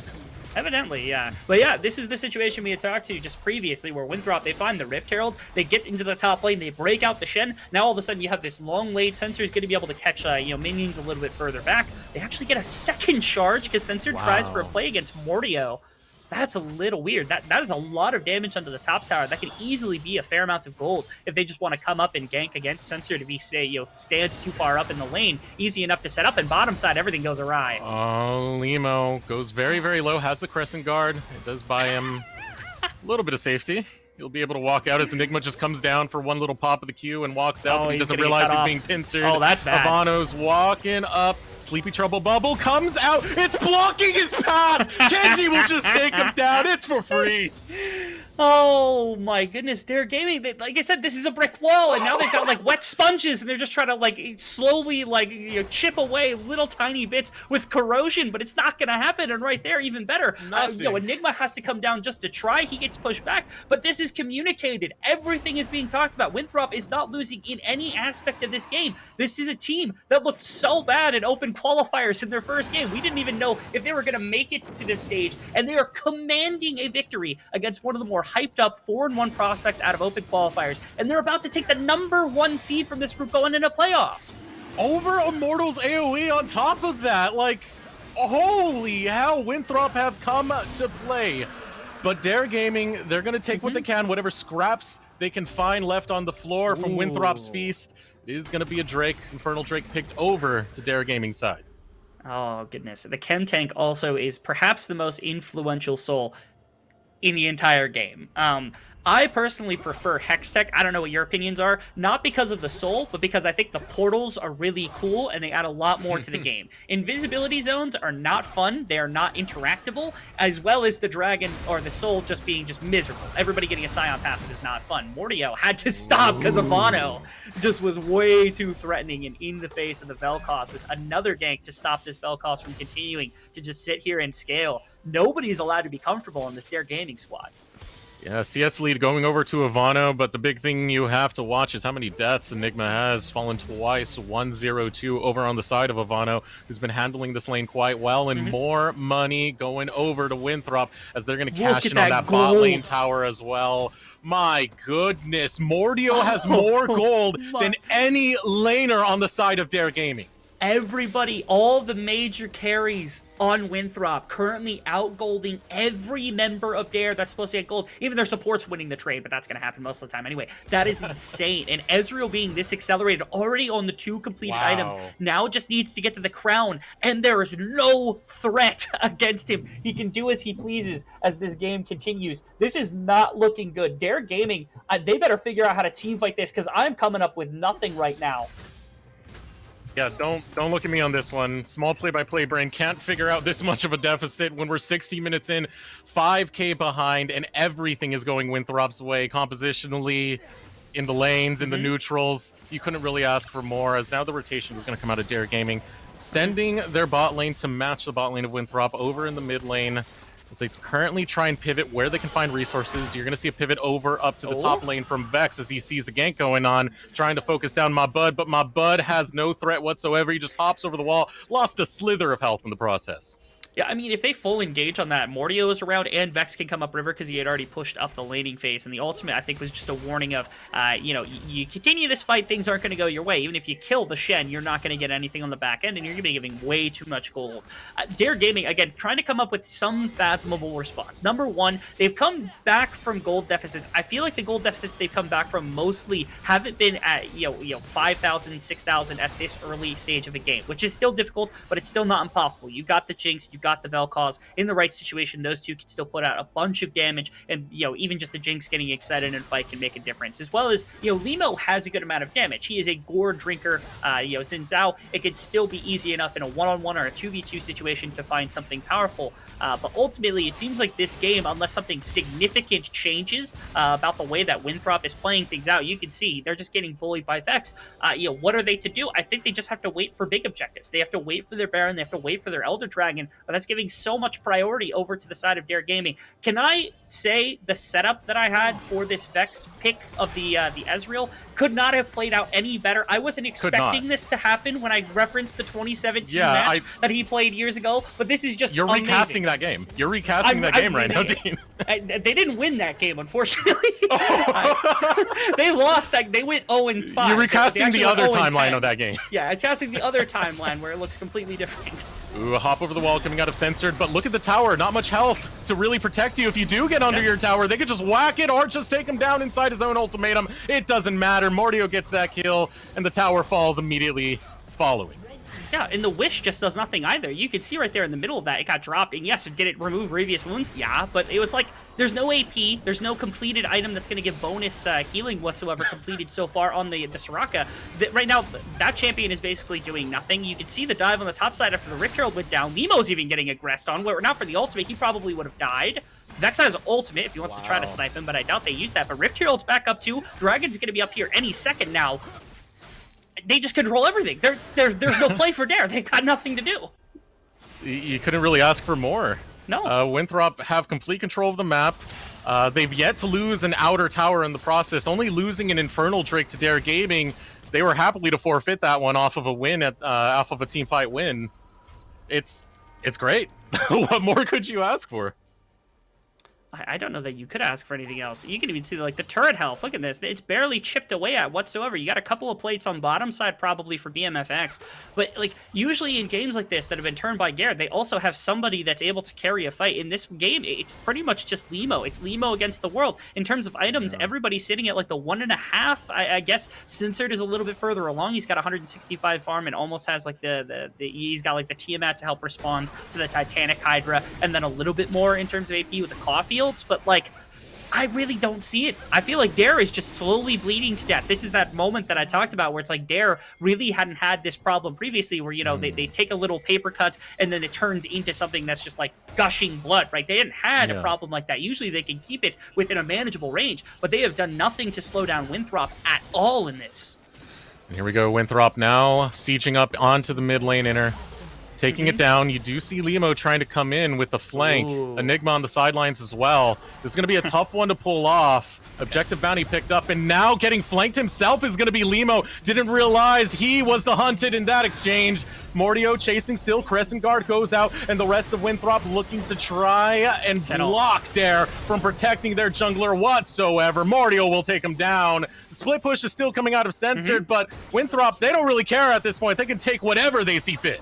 They're going to look at the Baron, and I think that's a perfectly reasonable response. Your engage is gone. Censored's pretty much the only one left that can frontline or do any sort of engage, and they've got the consistent damage for this. They've got more than enough. Objective bounties, yes, going into the pocket of Dare Gaming, but they aren't that high. They aren't giving a bunch of this turnaround gold that they were intended maybe to do in the preseason or anything like that. They aren't massive. They're not going to accomplish all that much. Avano almost goes down to the Rocket. That's a Baron confirmed, and no T-fight left. Vex wants more, but the rest of the team wants it, gets the auto, and gets the entirety of Dare. Able to get the double kill, still able to back off, finds another one. Mordio will defend him. An easy rampage picked up there. BMFX didn't realize the insect was right in his face. A double kill for Mordio. The team fight damage just it spells out the team the entire fight. You can see it's mostly Mordio, mostly Vex, the two of them just doing anything they want. They don't have Limo, they don't have a team fight, they don't have somebody contest the Baron. They are, just trying their best at anything. This was good by Limo. Had the ward not been there, maybe they find something sneaky because of Enigma, but then Mordio is the one that's hunting him down. He actually ends up almost winning the one-on-one too, but Shen is an unfair champion, you see, because he presses ultimate and he gives him a really big shield, and then he shows up. That's going to cause the loss of the jungler here for Dare, and that's what spirals this all out of control, right? You have nobody to help jump into the pits. You have nobody really outside of Censored that can help anything out. He's already in the bottom lane. They lost the Baron long before anything else could come through in terms of contests. Yes, Enigma tried with the ultimate, but it's not going to be enough tick damage per second. And Vex just kind of, he's like, I'm just going to go for it. He decides to start killing everybody. But at this point, even if they leave the Baron, they'd already had the game in their back pocket. So good for Winthrop, 13-2. Such a strong commanding lead, almost 10k. Limo tries to find an engage onto Vex, but Vex can just walk on out. He has no threat, he has no worry. Baron buff on Winthrop as they start circling around this top side. No one really doing a split push on the bottom side, but you do have the wave shoved in, and now jumping in is going to be Censored. Will he be able to do much? He gets the 1v1 against Vex. That is the ADC down. That is step one for Dare, but the health bar too low for Censored. He will drop. Mordio has now joined the fray. Limo trying to get to the safety of his teammates, but holding him down is going to be my bud. He's going to back off with the taunt. Limo tries to go through. BMFX will be able to take him down. BMFX finds another one. It's going to be two dropping. Mordio is looking for BMFX, but Limo is playing on defense. Mordio goes invisible, trying to find a way in as the Sleepy Trouble Bubble's gonna land. Here comes the Paddle Star. Looking for Limo, looking for BMFX. Mordio will claim them all. Winthrop take the team fight ace. Oh man, I want an expansion to this question. It's not just I think I could beat anybody across in the right circumstances. I could kill a whole team in the right circumstances. He cleans up everything. The lost fight from Vex in the one-on-one is pretty much the only member that can contest anybody in Censored. Gets evaporated from the fight, and the patience of Mordio, waiting one target at a time, hunting them individually, playing, probably just cosplaying a little bit of Kha'Zix in his own right, hunting down the individual champions. Dare never stood a chance. They're already down this much gold. That was probably the best chance at a team fight they were ever going to have, and Mordio put a stop to it immediately. My God, look at the guys, KDA, 10-0-3. It's his pop-off champion for a reason, folks. He is good at Kha'Zix, and that gold lead is ballooning, it's exponentiating. It is hemorrhaging blood from Dare Gaming, and there's not a damn thing they can do about it.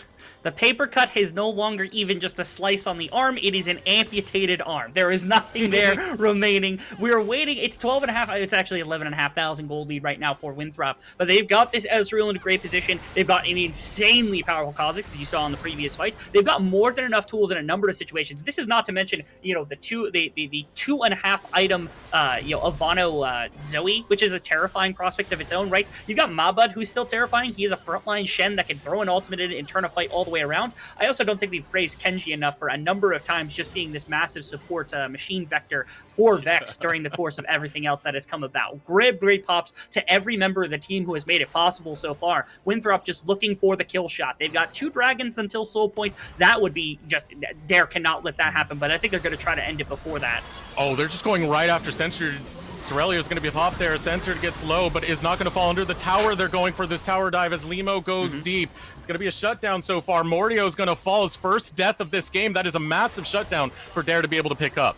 This is where patience needs to come out from the side of Winthrop. A lot of teams, when they're accelerating towards the end of the game, they're trying to pick up everything. They're trying to do everything right. It is 4.5 minutes until you receive your win condition. If you get, Chemtech Drake and you get the Zombie Scion passive with multiple champions that are up this much gold, there's almost no way that they are able to win a team fight with that aspect in your back pocket, especially down this much without your Jinx really being on super high power, without your Vel'Koz being on very high power. Just take your lane slow. Take everything slow if you have to. You can walk this one in. You don't have to sprint. It's no longer a race. It is a marathon. You just got to get across the finish line. See there, the Ray going to be used over the wall. We'll get a little bit of damage onto Kenji. Not going to amount to too much, though. True Shot Barrage goes out, lands onto the backside of Enigma. Now Dare Gaming not really feeling safe going for the siege. Going to back off instead and take the reset. They have been pushed to their base for quite some time, and now it's going to be up to Winthrop to get these lanes pushed back in. You got a wave building over on the top side, setting my butt up there to make sure that crashes into their side of the map. You got to be proud. Somewhere off in the distance, training right now with the best of the best, probably ganking Faker and making him feel miserable, boot camping wherever he's at.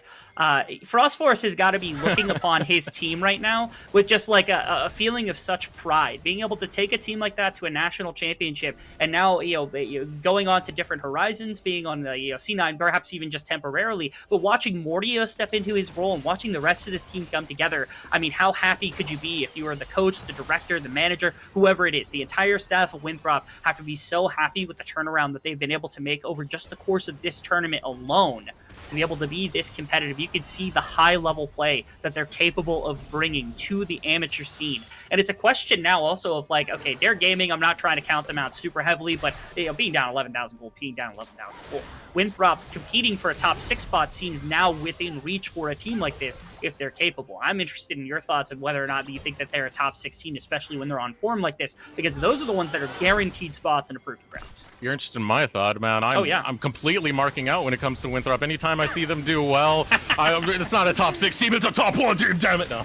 But getting into this right now, you got to look at what's going on in the picture-in-picture. A little bit of exchange going on as the Baron is attempted out of Winthrop.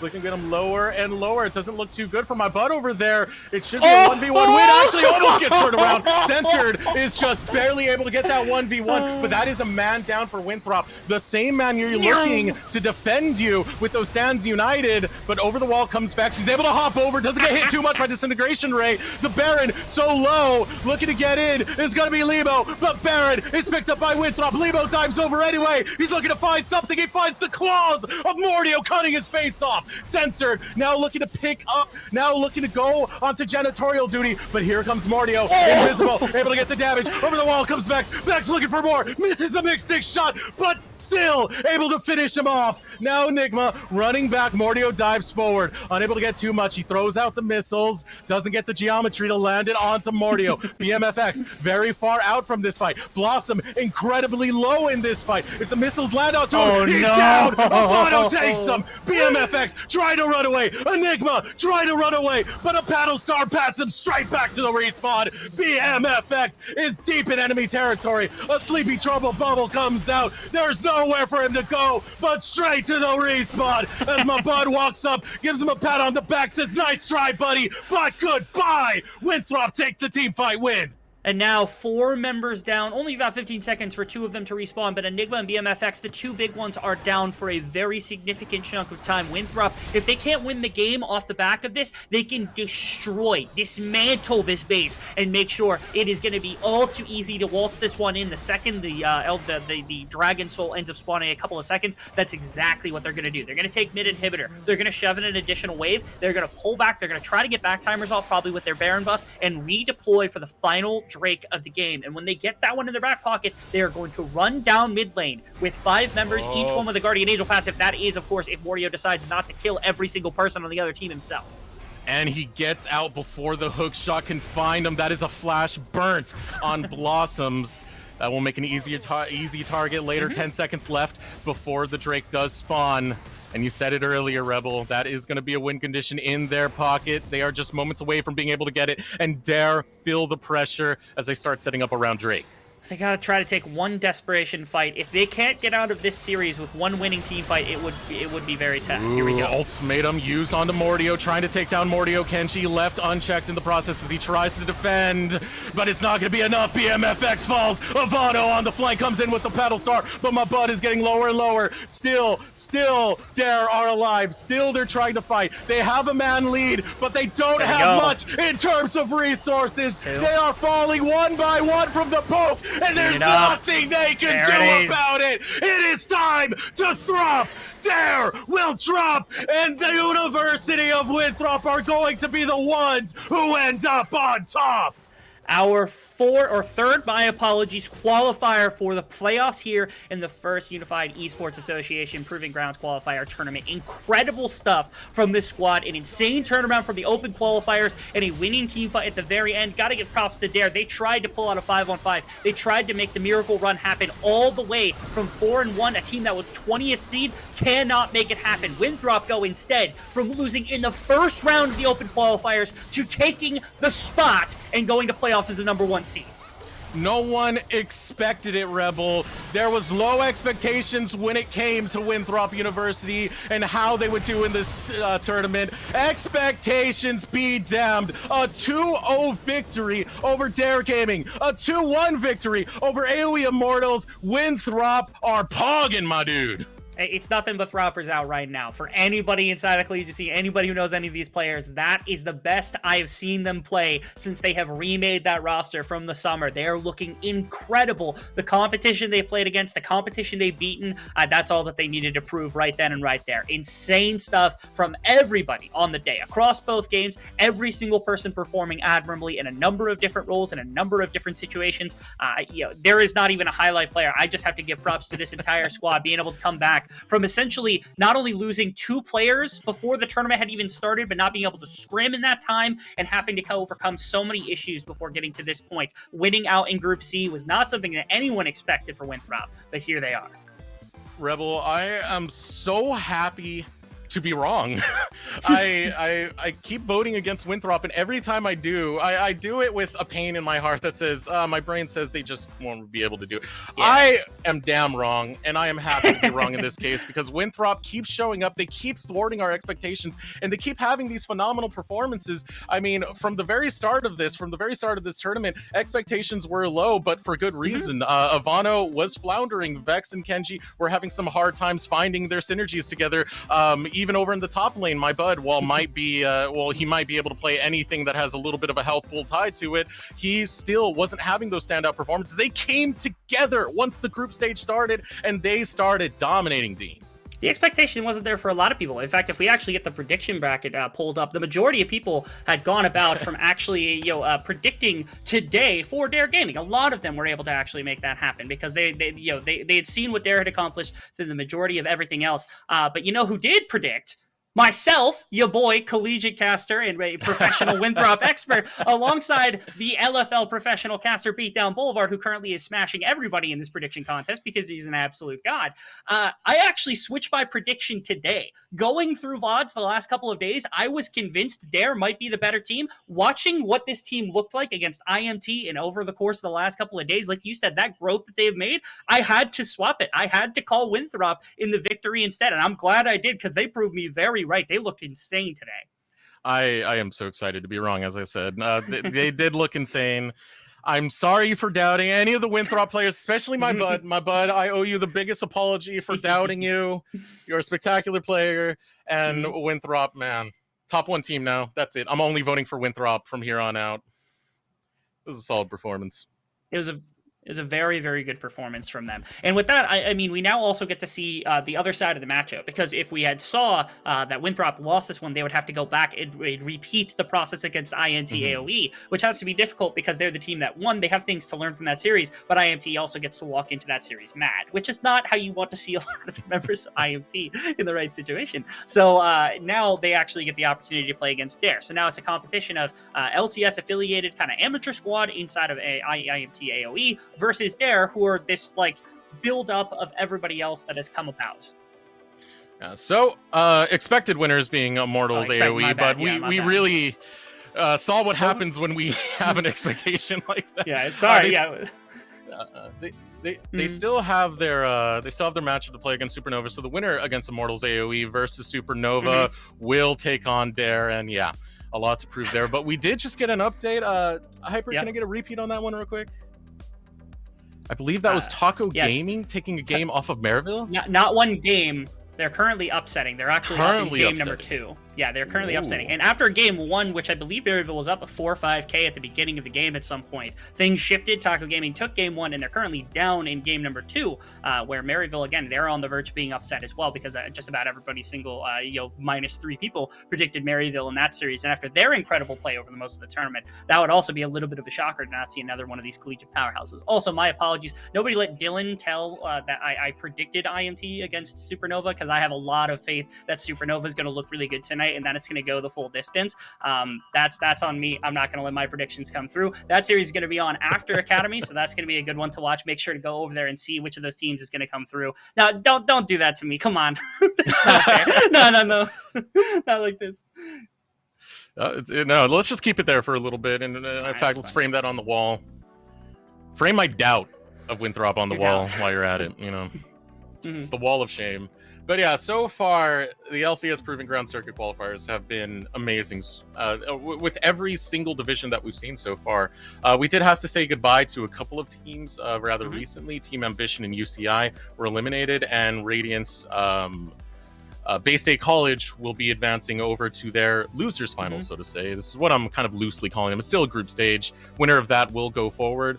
Yeah, still plenty of competition to go off given this tournament so far, and a lot of excitement to see with the way this group stage has been shaping up. It really has been. I also, just a repetition of something that we've talked about a couple of times now. EGP got a forfeit win against Dinka. They had an unfortunate situation where they ended up having to forfeit out of that series, which is why you're not getting a second game here on Unified tonight. Ends up with them going on and taking on the loser of the game that's currently on Academy. So that's another big thing. But like you said, the fact that we have some of the most exciting games that we've seen, where like UCI nearly took it to Golden Guardians being the 15th seed, even though they dropped out. I mean, they came out and they showed what they needed to do. Team Ambition had some really good play as well. They took 100 Thieves to 3 full games and Radiance to 3 full games, especially on a Seraphine like play. We have so many talented teams here. It sucks to lose anybody over the course of a lot of these play-ins. It's going to happen eventually, but as we continue forward, these teams continue to improve. Teams like Winthrop, that are surging at the exact right time, looking amazing. Teams like that are confirming these playoff spots, seeing them compete is what's going to be really exciting as the time comes along. Dean, we just got the update. Taco 2-0'd. There it is. Look at that.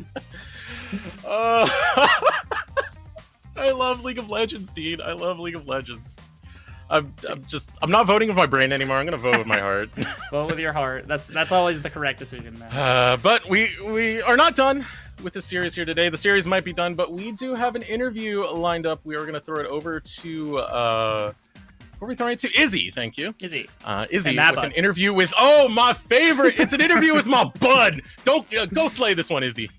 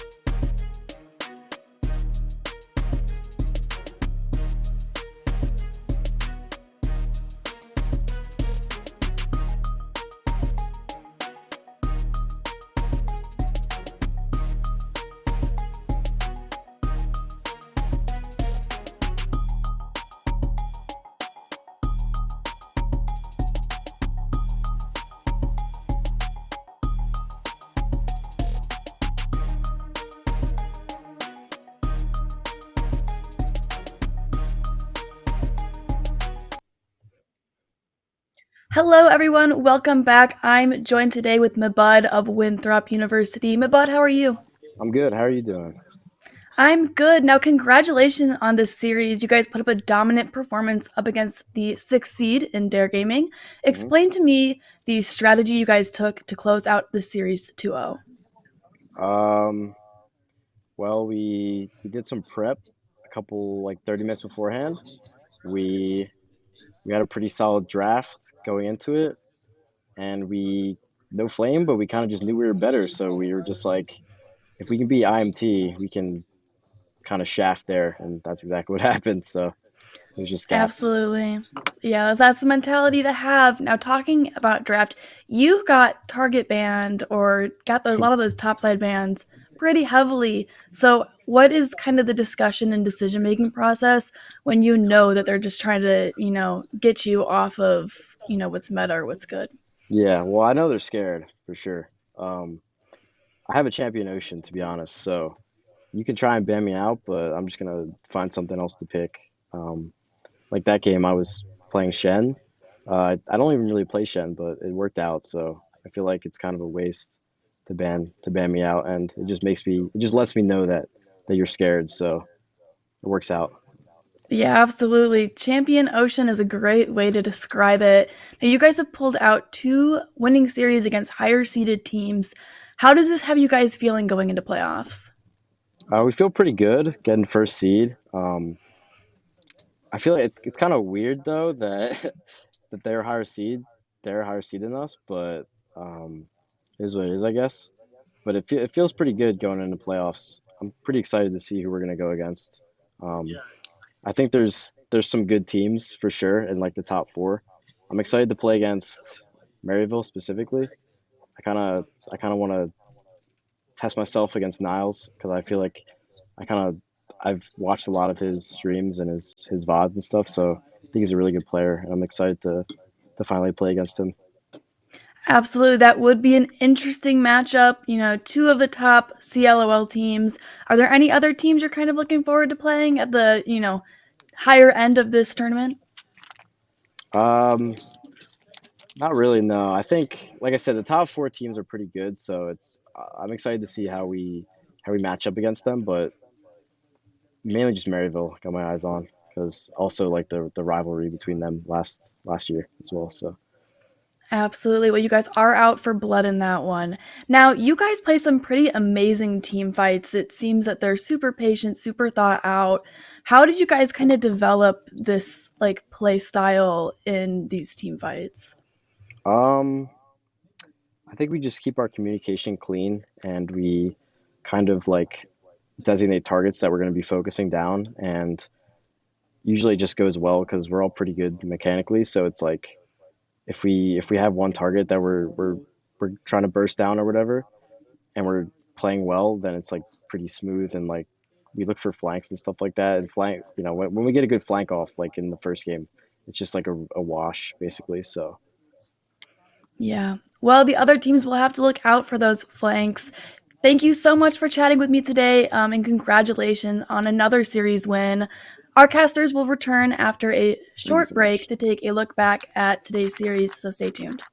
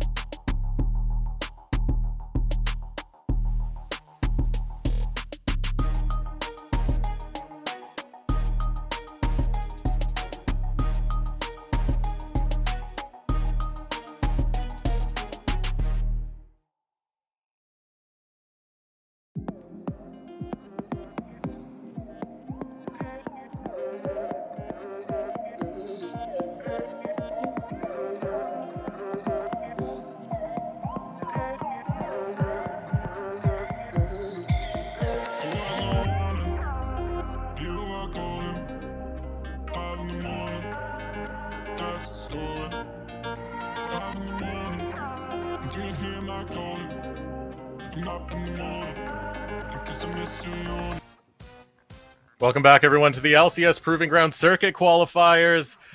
And our wrap up of the last series we just witnessed between Dare Gaming and Winthrop University. Winthrop getting the upset. They were able to get the win. I'm not sure if it's that much of an upset at this point with the stuff they've been able to pull in the past, but charming interview from Izzy and my bud, of course, and lots of love out to the Winthrop roster. Yeah, fantastic win for them on the day. Of course, taking away that series, being able to take that in a 2-0 against Dare Gaming was a pretty big statement. Their opponent actually gets decided a little bit later on. We'll get into the schedule for the rest of the day. Also, just mentioning again, the other game that was supposed to be on this channel between EG and Dinka Never Homeless had a scheduling conflict, and that meant that unfortunately Dinka had to FF, which means that they have dropped out, and EGP are going on to take the losers of what happened just seconds ago. Actually, Maryville lost a 2-0 to Taco Gaming. So Taco Gaming is the #1 seed out of what is Group D, and that means that Maryville will be playing EGP for the competition for the final spot going into playoffs. And that gives us our first four that have qualified now. Earlier, 100 Thieves next and Golden Guardians Academy, as we mentioned at the top of the day. But now, Taco Gaming and Winthrop University. Surprise, surprise, it's great stuff to see, but it shows you the nature of this tournament thus far and all the talent that's really come through from the Proving Ground circuit. It truly has. A lot of people are... I said it at the very beginning during open qualifiers, during some of the streams I was doing before we had actually started into the official tournament. This is a place where I feel like there are a bunch of teams that had their teams come together within the month or two before Proving Grounds, but not a lot of them had a bunch of time to work with to prepare. And so over the course of the tournament, they're getting better. They're getting more scrim time. They're getting games against good teams. They're preparing. They're understanding the meta. They're understanding their own game style. And you can see that adapt. You're seeing seeds like the 13 seed in Taco Gaming, the 14 seed in Winthrop take entire groups, and you've got teams like Maryville or EGP, teams that are suspected to be in the top of the top that are dropping games just because again they're still trying to figure things out. They're still putting all of their pieces together as well. This is a very kind of shaky time for every single team, but everybody looks like they've got talent in spades across the board. We love to see it here in the amateur scene. And now with the day concluded, we don't want to take too much of your time before we send you over to the Academy stream. We want to take one more look at the predictions as this day does wrap up because my heart was already broken. We've talked about that. Winthrop taking the dub. I'm happy about that. Taco Gaming taking the dub. I'm happy about that. But my brain betrayed me, Dean, for you being spot on with that prediction. Of course, beat down Boulevard. You already talked about him being a professional caster with the Is it LFL? Is that the acronym? LFL, yeah. LFL, yeah. And he's obviously killing. He's obviously watching closely on a lot of these squads. Doing very, very well. As well as, the only game remaining for the entire night over in the Academy stream is actually going to be that Immortal Supernova, so Rude Dude can prove all of us to be ridiculed once again if another massive upset against one of our top few seeds comes again to fruition, where if IMT ends up dropping to Supernova, which is entirely possible given Supernova's performance in the past, I don't think it would be completely ridiculous given how close it was against Winthrop for them to really test. I do suspect that does end up going to 3 full games. I said that already. The possibilities there to end up taking that one. That's going to be an exciting one for everyone to watch. Predictions may seem like it's a little bit one-sided, but you could say that one way or another. A lot of people predicted a lot of games to go one way or the other, and not a lot of people have been correct today.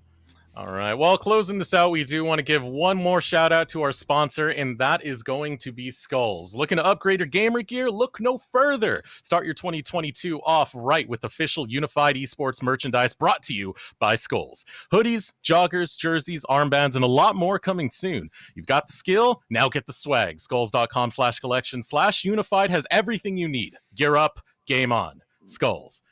That's going to do it here on the broadcasting desk. My name is Eric Desrux-Beltran. Joining me on the desk was Dean Rebel Fox Merrick. Always a pleasure to have you. Be sure to check out that matchup that's happening right now on Academy. That is going to be Immortals AoE taking on Supernova. Thank you so much for joining us, and we'll see you again next time.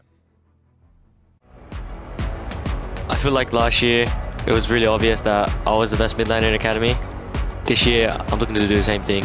Going to take a lot of damage. He's going to get picked. Shockwave on the 3. The combo from the Thieves. Team Liquid. And that's it. That's the game. That's the series. That is Proving Ground. What helps people improve is not being afraid to take risks or kind of push a lane to the limits. Getting low, but he can look for another one. He does get himself stunned, but again, the healing is just so massive. Misses the Q. Safeguard is back on. What? He finds it with a Tempest. That's on. That's on. The man is going to try and 1v3. Here comes Joey. 1v4. Oh, we find the kill. carry. Congratulations. Hey, I see everybody behind. Oh, the double stun. Flash from Tenacity. Oh, no. He'll get the kill. Oh, no. Why did you charge the turret? Oh. Just force them in. Tenacity with a 5-man ultimate. The Rockets, the resets. Tenacity with the triple kill. Oh my god. Your son catches Spawn in the middle of the me. dark passage. What a shutdown from TSM. Are they gonna give him a pentakill on Sejuani to kick off Proving Grounds? I think they are. Pentakill to our man.